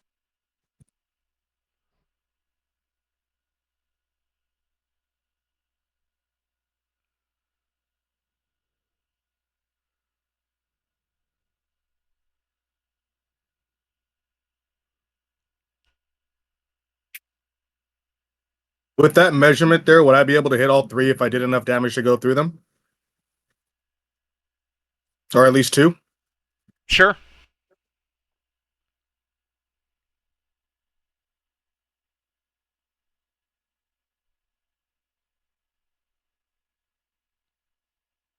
I mean, these guys are unarmored, so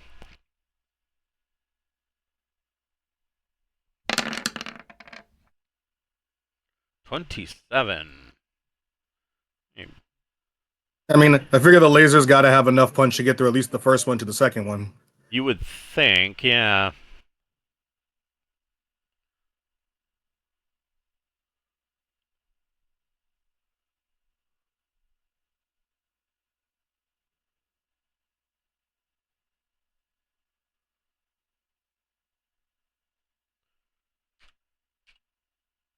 So Pappy pulls off a trick shot, and his laser goes through two of these shamblers and actually hits this tendril in the back, but it doesn't kill it all the way. Quadrupeds. 3 meters and he can make an attack. Oh my god, he actually gets to make an attack. He's going to try to bite Pappy. And fails. I got excited there for a second, but I forgot they have a -3. This guy is going to move up into melee range with Pappy and Sarda.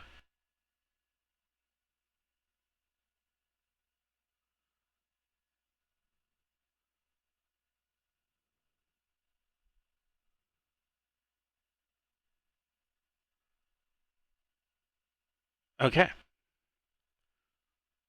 The one that moved up with Sarda and Pappy, he used all of his minor actions, so he has no attack. Mel, what would you like to do? Oh shit. Yeah. Far away.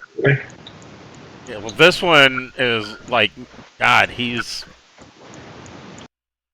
like 1.7 meters away from you. It seems to be focusing on Sarda.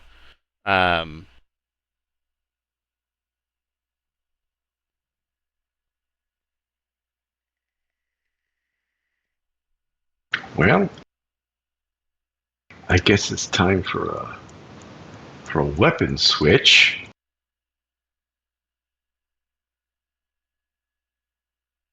Gonna go. You've got high explosive armor piercing rounds for creatures that have no armor. I want to make sure they're very dead.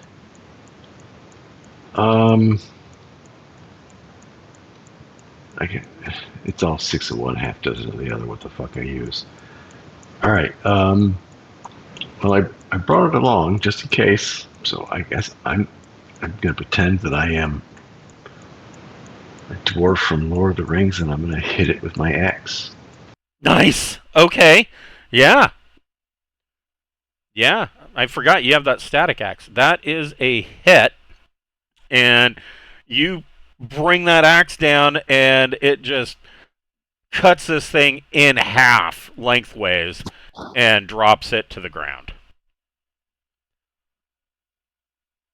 Did you want to move any more? Jesus, do I have to?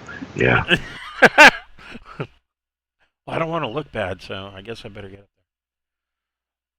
there. Okay. Sarda. Okay, so firing a pistol in melee is a -1. Is that correct, or does it? It Yes. seems like there's a. Yeah. Okay. So, but at the same time, I'm also point blank, so I think the -1 gets. It gets canceled because there's a Canceled. +2 for the for the range.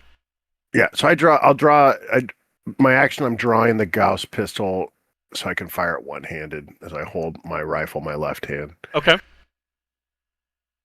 And I'm going to shoot it point blank at the thing in front of me. Well, it's actually in front of Pappy. Pappy moved up in front of me. Oh, okay. Yeah, that's fine. I don't want to hurt. I don't want to make things blow up. So, yeah. Flame rifle's kind of, Yeah.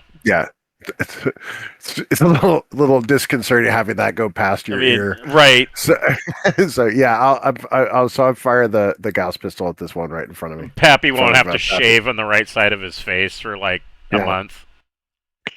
The Gauss pistol's not very loud, so it's not like I'm firing a dirty, hairy pistol in your ear. Right. All right. It is what it is. That is a hit, but it does not go down.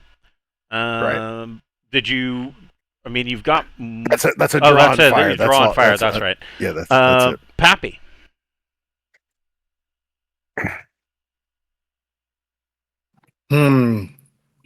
This thing is in melee with me now, so I can't just like pull out a weapon on it, can I? I mean, you don't.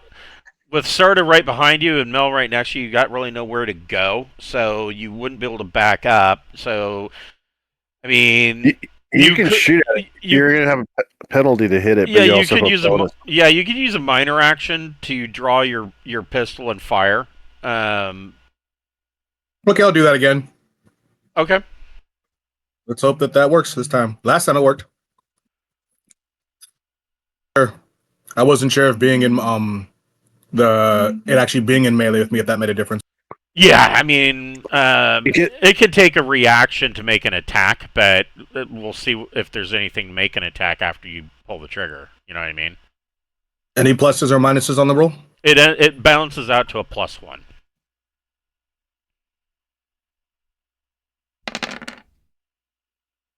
That is a hit. So, like I said, I mean, it was going to take a reaction, but you quick draw and blast it.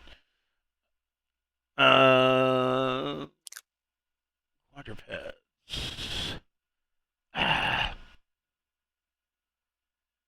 He can't quite get into melee range.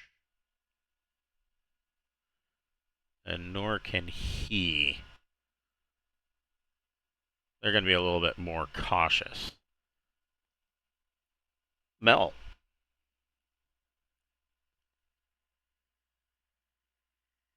All right, well then, move up, and I'm gonna hit him again. Nice. I love how Mel just went full Viking. I'm gonna go full Space Viking and just use a vibro axe. Static axe is a nice choice. Yes. They're the ones who wanted to get up close and personal. We could have done this civilized. You got the shield. You can pop the shield out. So yeah, you bring it down and crunch through this one. Any movement left? Did you want to move further up or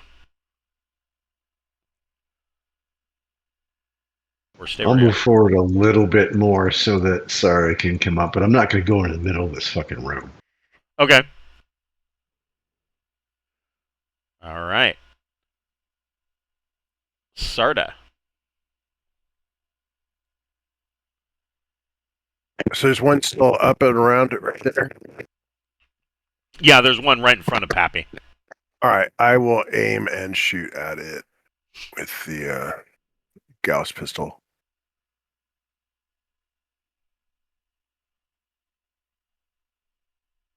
Oh, I don't need to do that. I'll activate Smart Tracker.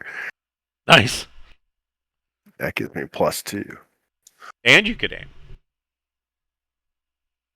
No, Nice. it takes an action to do so. Oh, I see. That's 26 damage. Yeah. So, right over Pappy's shoulder, Sarda drops a Gauss round into this one's face and puts it down. So, Mel, you can see that up here you've got, tendrils. They've got, a 2 hex range for their attacks. But that's what you can see up there. Pappy, what are you doing?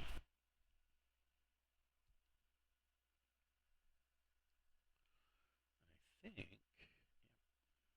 think that's all of the Shamblers.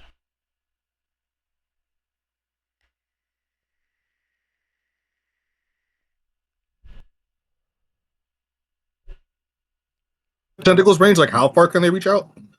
2 hexes. So, Oh, what, okay. 3 meters? Good to know. So don't get too close. Got it. They basically only have 2 attacks. They can attempt a grapple, or they can bash you. And the bash is like 1d of damage. The grapple can be a problem, though, because once they... It ignores armor. Right. Yeah, grappling is brutal in Traveler.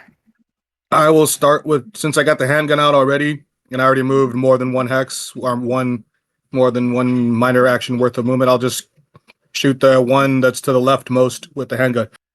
This one here? Yep. Okay.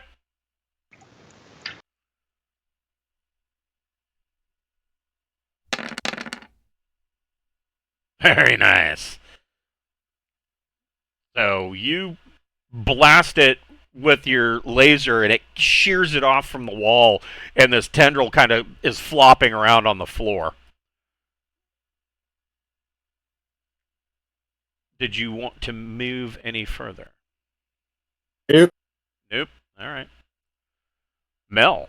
I already moved. I mean, I thought, because I moved 1 minor action worth and then moved about half of the full minor action the next time in shot. I thought that was pretty much everything. Yeah, that's it. All right, how far away is this thing? 11. All right, so I guess I'm going to move forward a little bit. Yep. That's good enough, right there. I'm going to switch back to my flame rifle, and I'm going to fucking try to shoot it right fucking there and maybe get them both. So moving and switching to your flame rifle are 2 minor actions? Yes. So you wouldn't have a significant action to shoot. All right, well then I'll just fucking aim.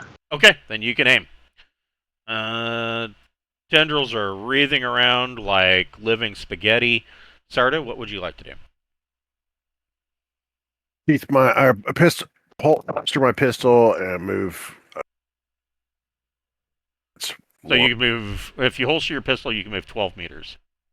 Yeah. I'll move up to here. Okay. Right there, so I'm not blocking Mel's shot. All right. Pappy.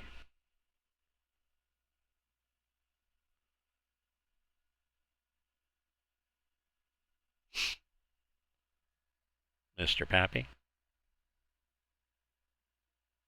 Shit, what happened? Shit, huh? What? I missed. Nothing. What do you want to do? Oh, shit, it's already back to me. That was quick. Yeah. Yeah, the only game that takes a long time each round is 5e. 3E was no goddamn joke. No, 3rd edition wasn't any better. No. I will move here and do my 2 first shot. So, I mean, technically speaking, you can do multiple actions. So let's say that you wanted to shoot twice. You can, but each additional action after the first incurs a -1 penalty. So if you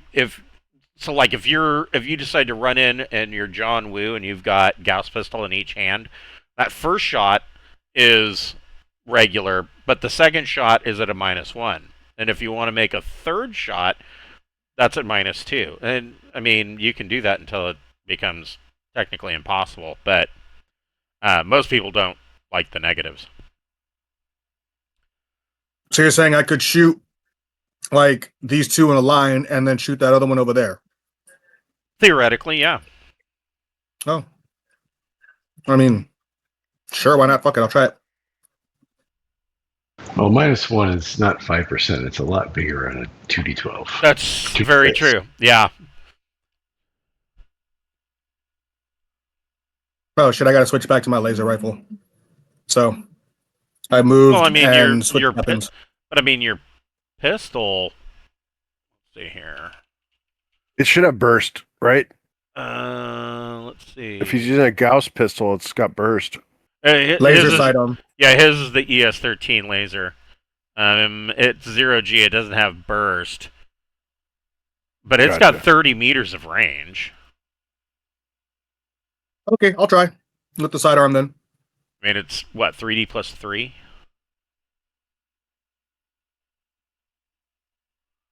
The damage is 3D plus 4. 3D plus 4. So yeah, I mean that ain't bad.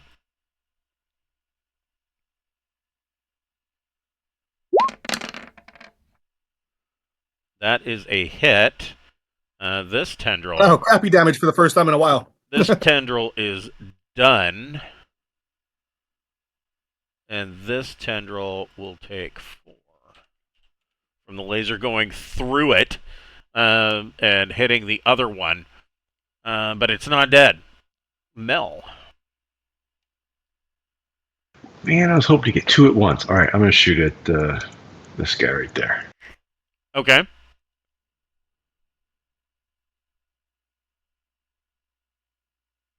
Pretty sure I hit it.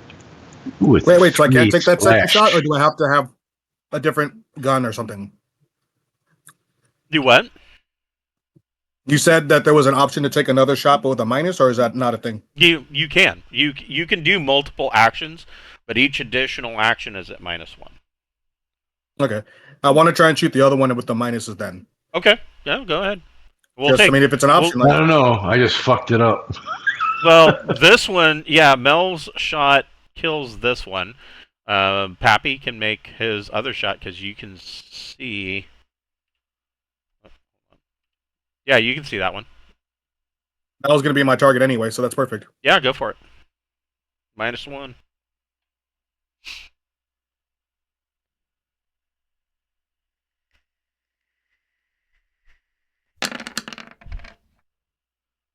Oh, wow, with a -1, and you killed it outright with your laser pistol. Zap, and it is done. Mel, did you want to move at all? Well, yeah, since I can't see shit. Unless some of the stuff I just lit on fire was burning because I had a 3 for fire on the That last is one. a good point. I will say that there is a light right there.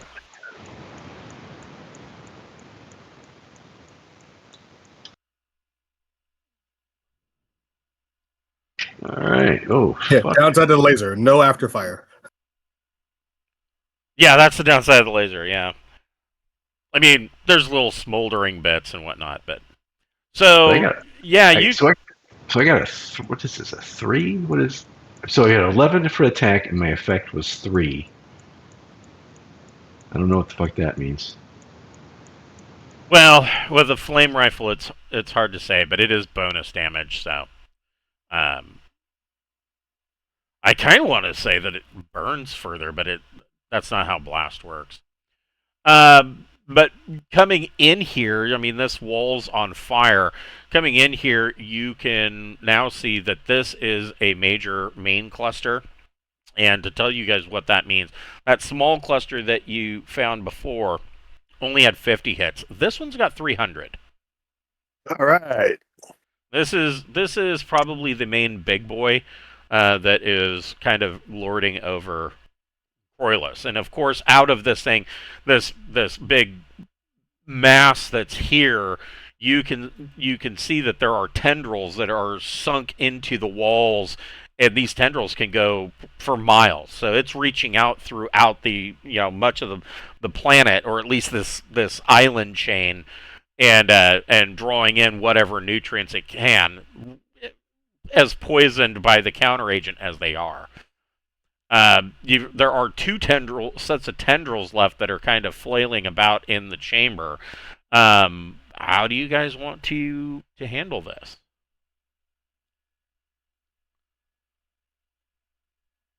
I mean, theoretically, you don't have to get near the tendrils to set the nuke. Yeah. It just seems like we might as well shoot him. All right. Well, I'm going to move up. So I think that's the first time in this entire game I've ever heard Sarda say, "Well, we could just kill him."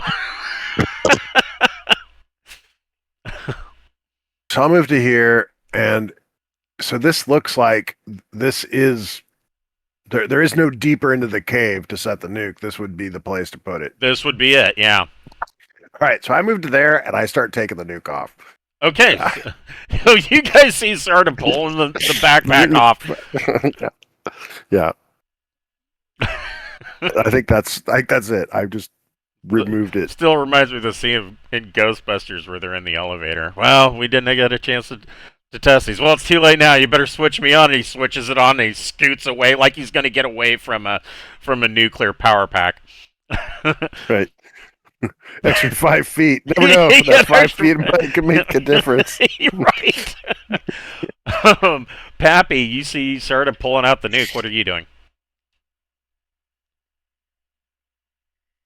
I'm gonna move up and just cover him to make sure there's nothing else coming from a place we don't see. Okay.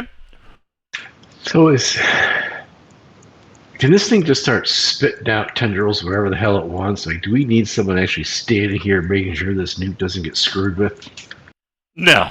I mean, I think it could spit out some tendrils, but I don't think we have to worry about the nuke. I think we have to worry about us while we're setting the nuke up, maybe.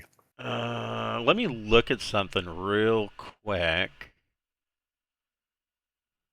Oh, then I could just get the ship ready and I'm gonna run back to the ship, get that shit ready. Seriously, if you want it, I mean, the only thing I worry about is that we may have stuff that's come since, and so it may not be safe for you to leave on your own. That would be the only reason I wouldn't recommend doing that. So to tell you, so there are different stages of the entity. This would be that in between stage 4 and stage 5. So it is at least a mature entity, but it is moving towards being a proto entity. The young adult. Yes. For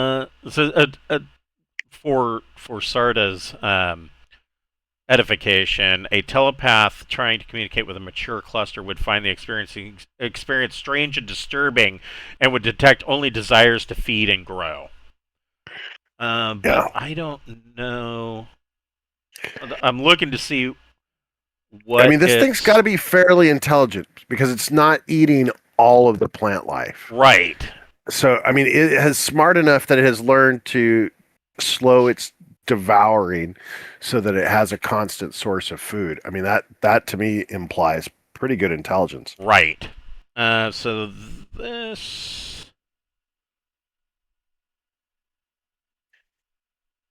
Say what you want about the overwhelming desire to feed. It's at least learned some self-control. Right. I'm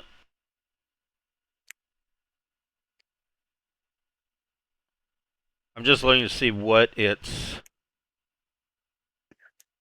psionic. Yeah. As a mature cluster, its psionic abilities are minimal, limited to sensing life and projecting a sort of emotional imperative to its servitors, which is why those. The dogs didn't attack attack us. Right, they were guarding the cave. So yeah, Pappy, what do you want to do? I mean, then that makes me lean towards backing out and at least covering our return and to get to the ship and shit. So here's a question: does Sarda have explosives? The skill. I have it slotted. Okay. Mel does. Yeah, I mean, if you got I was just thinking, man, you probably don't want to make an explosives check with a 1 kiloton nuke with a -3. No, I've got an explosives too, chip. I should have specified that I slotted it. I would have figured you did. Yeah, if I'm setting up a nuke, I'm right. Know what the hell I'm doing. I've got the skill, and it happens to be education. That's true. I just figured it. Oh yeah. I just figured I'm setting it for an hour, and then, I didn't figure it's going to take too much to set an alarm. So what is Mel's explosives at? 1, but I've got the fault is an education check. Yeah, so he's got a plus. He's got to roll a 4. Yeah, there you go. I'm rolling a 3. So, Pappy, where would you like to back out to? You can move up to 18 meters. Pappy's like, That's incorrect. I'm sorry. It's at 0, so it's only +3. And that's not +4. oh, that's still pretty good. It's trained, but He's like, well, you're pulling out the nuke. I'll see you guys later. I'm making sure we have a ride, so if this thing has any issues with the setup, we can be gone. Yeah, my worry is that if there's other, I mean, I don't want you to leave without us because I'm worried that there might be creatures that have blocked your path to the ship, and I don't want you to try to solo your way out. Mel, I'll stay within 18 meters. Mel, so what are you doing? You see that Pappy's got the nuke out. Or not Pappy, Sarda's got the nuke out. I'm gonna be like standing over his shoulder, I guess. Am I assisting him, or am I doing the setup? You can do the setup. I mean, he just pulled the pack out. All you got to do is...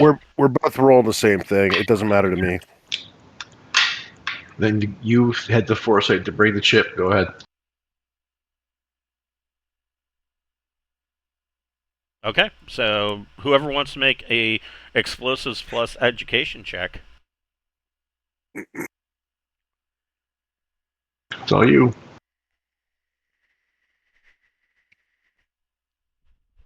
Ten. Nice. How long are you setting the timer for? Like an hour, which seems like a long time, but It seems like a long time. But my theory is there's nothing that is going to stop it, and we don't know what we're going to be facing as we try to fight our way out of here. Plus, we don't want to be close by when it goes off. And who knows? You might twist your ankle on your way out, and then we have to drag you. And so I just figure I'm not. Let's play it safe. Do it an hour. Okay, so you set the nuke for an hour. You guys race out of the cave and make your way back down the following your tracks back down the mountain and get back to the ship. And Pappy, you can make a got to decontaminate in the airlock. Yeah,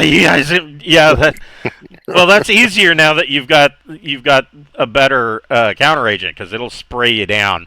Yeah. But I say in terms of the hour, this is why. This is another reason. Yes. So yeah, you spend probably a good 15-20 minutes of that hour in between getting down the hill and back into the ship, going through decon and getting in, pilot seats. Pappy, you can go ahead and make a piloting plus dexterity check.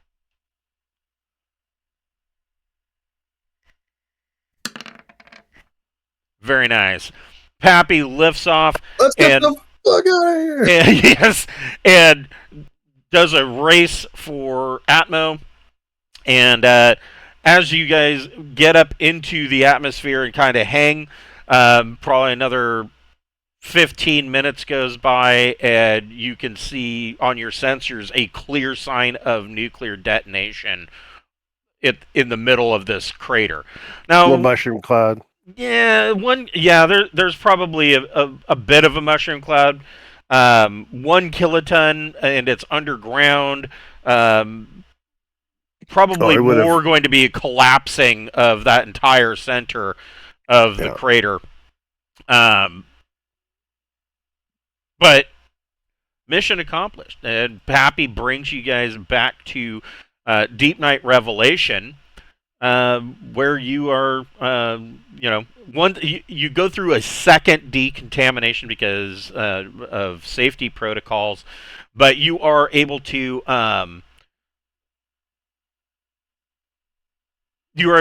make it back to the bridge. Where is my? There it is. You get back to the bridge, and of course now Sarda has all of this knowledge about the Mirakaru device, which is he knows how to hook it up. He knows what goes where, how to set the whole thing up, and he has a fairly good idea of how to make it interact with Revelation systems. So you should be protected going into the gravitic shell. Yeah.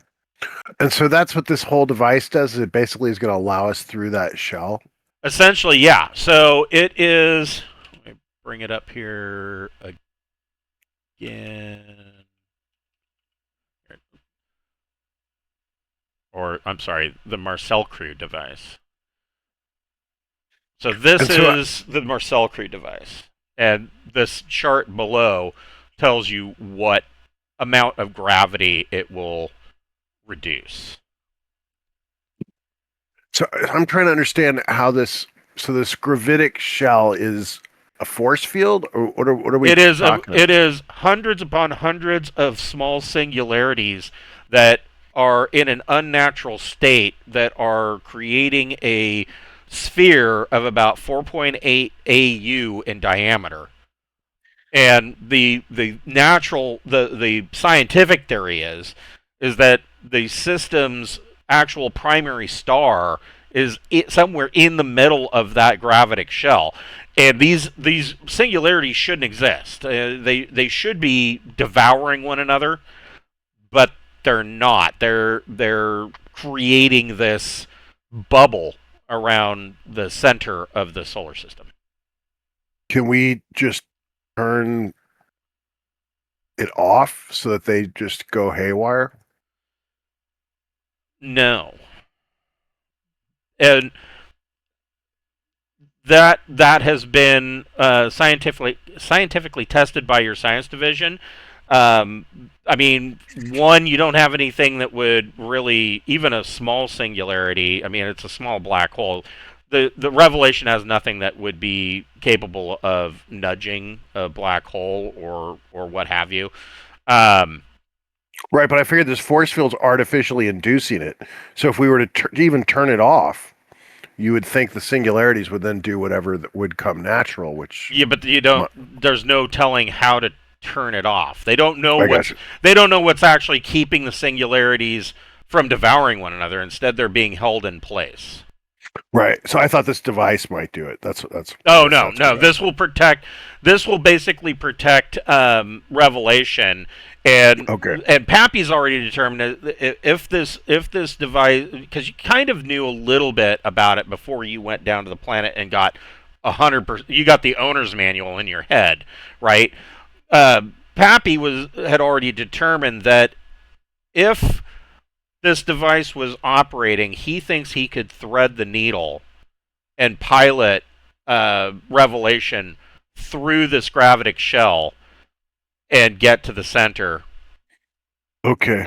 I don't know that we want it. I'm not excited about getting to the center, but yeah, okay. You don't want to know what's at the center of the Tootsie Pop? I was hoping we just destroy the center from out here. But yeah, okay. The captain's way of thinking, I mean, from your reports of what you found and the obvious knowledge that the droid thought that they had won, and knowing that they didn't. I mean, even with this nuke going off, the captain is now wondering, is like, well, did that really kill it off? We don't know. And his other thought is, we don't know what's in the middle of the gravitic shell. There could be entity in there somewhere. Oh, I'm assuming there is. Because why would it be this easy? Yeah, I would think, frankly, we'd want to return and maybe salt the planet soil or something. Well, if we go in there, if we go inside that shell, we're not going to destabilize whatever the hell is in there to basically wipe out all of these planets. Because that would make a whole lot more sense, because we don't have any planet busters. That is, of course, possible. I mean, but you don't know what's in there. Yeah, I think we're going to have to go in.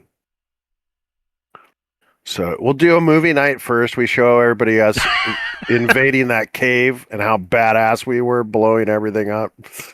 And yeah, and then basically get ready to fly It's a through double in feature gravitic followed by shell. Disney's The Black Hole. Yeah. Okay, well, we will pick up next week with Pappy taking the reins on the bridge of Deep Night Revelation, and Mel and Sarda assisting engineering in setting up this device to thread the needle through the shell and see what's in the middle. Am I gonna have to make piloting capital checks because I don't have capital? Well, I do. if he's got piloting capital, maybe it'll be Sarda taking. I'm the not ship. great at it. I've only got 1 rank and 1 point for Dex, but yeah, when you gave us a host of free skills from the Yeah. what was the packages, Yes. I was like, well, it doesn't make sense to take pilot. Normally, I would take pilot starship. I'm like, but I'm on a capital ship, so I might as well just take capital instead. It can't So hurt. Well, Yeah. I guess I could take that free skill. I never did take the skills. I kind of forgot how to do it. I got distracted. It is. Let's see. Yeah, because here. one of the packages had pilot as an option. So, like, all right, well, I'll take capital ship. What the heck? Oh wait, no, but you said I couldn't take another skill within a skill. You said. No, you can. Oh. So here are the skill packages. So what I was saying was, if you already had Medic 1, you wouldn't be able to take Medic 1 again, for instance. Gotcha, but I could take pilot 1 in a different skill. Correct. Like a different pilot 1. Okay. Correct. Yeah. Or, if you wanted gunner, but a different type of gunner. I mean, some of these skills, it's not very intuitive. So, like, Medic doesn't have any specialties, although it should. There should be, surgery or neurosurgeon or what have you. But they just rolled it into one. Pilot, on the other hand, does have other specialties. There's small craft, there's spaceship, there's capital. So you could do it that way. Okay, well, that actually makes me want to take all that Starships package because then I could get like gunner capital, pilot capital. Yeah. I don't think the gunnery is capital. There is actually gunner capital. It is capital. Okay. Yeah. I remember this because I didn't have it and I wanted it. Their specialties for gunner are turret, artillery, screens, which doesn't come into a whole lot of use unless you have like black globe generators or Mason screens. And then there's capital, which would be for bay and spinal mount weapons. Is there another? What are the electronic ones? Electronics, computers, sensors, remote ops, and power. No, comms, computers, remote ops, and sensors. Engineering is power. I'm sorry. I'm getting. Does anybody have comms already?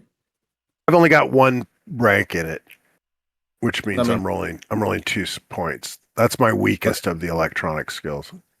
I only have sensor, and so I mean, yeah, I guess it gives remote ops is infinitely useful, and it is underutilized. Yeah, it should be much. Honestly, if they were to do a new version of Traveler, remote ops would be even more of an issue. Drones would be far. Important. Like Mel's next character, he's gonna be a drone rigger. Infinitely refueling useful. your ship. You would think that there'd just be drones for refueling, right? Well, technically they're mentioned. Like there are some space stations that will have drones that go out and actually skim for fuel from a gas giant. The stations in orbit around a gas giant, and they just send out drones. It's mentioned, but usually only in passing. Right. If you don't think that I'm going to be using it for all kinds of shit that keeps me as far away from combat as possible, you're out of your mind. Absolutely. Yeah, I have 4 ranks in sensors, 2 ranks in computers, 2 ranks in remote ops, and 1 rank in comms. To clarify, the 1 doesn't take me to a 0; it takes me to a 1, right? Correct. Yes. Okay, just want to make sure. I was like, it gives you a 0. It gives you a 0 in the other subcategories. Right.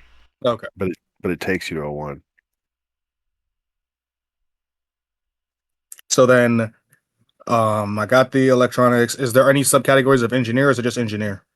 There's Engineer, definitely there's subcategories. yeah, there's M drive, J drive, life support, and power.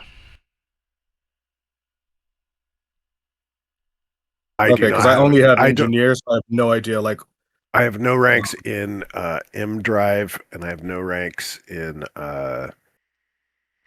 what's the other one?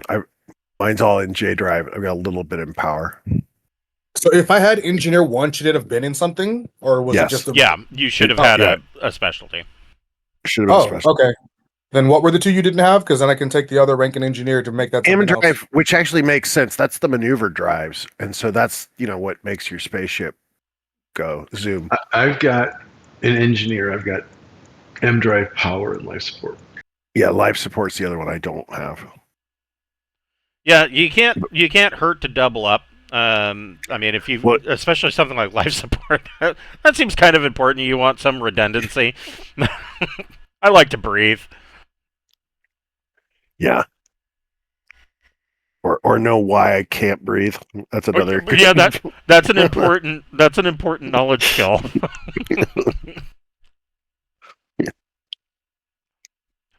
Like, gee, why is the pilot sitting in his chair giggling and his lips are purple? What's going on here? The nitrous oxide tank.